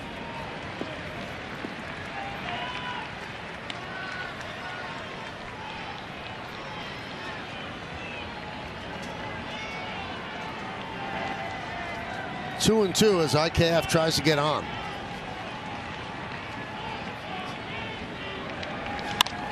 That one is ripped into left field. McKenna right there. And the Yankees are down to their final out. Boy, IKF's had some really good at bat today, and another one right there, just lined straight to left field. Hit it on the nose.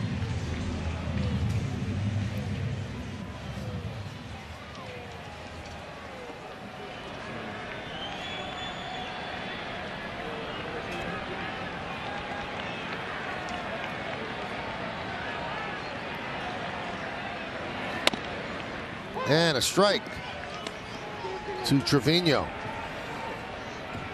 He's 0 for 2. Also walked.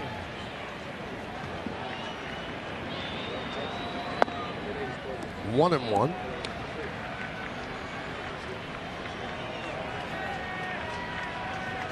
Trevino and Hicks have to get on to get it to Judge. 2 and 1.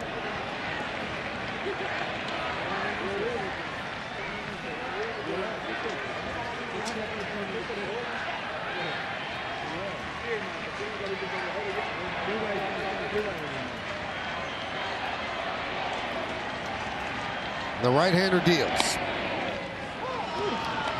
Drops the slider in there for a strike. 2-2. Yanks down to their final strike. 2 balls, 2 strikes, 2 outs. Yankees down by 2, bottom of the 9th. Just missed to go full.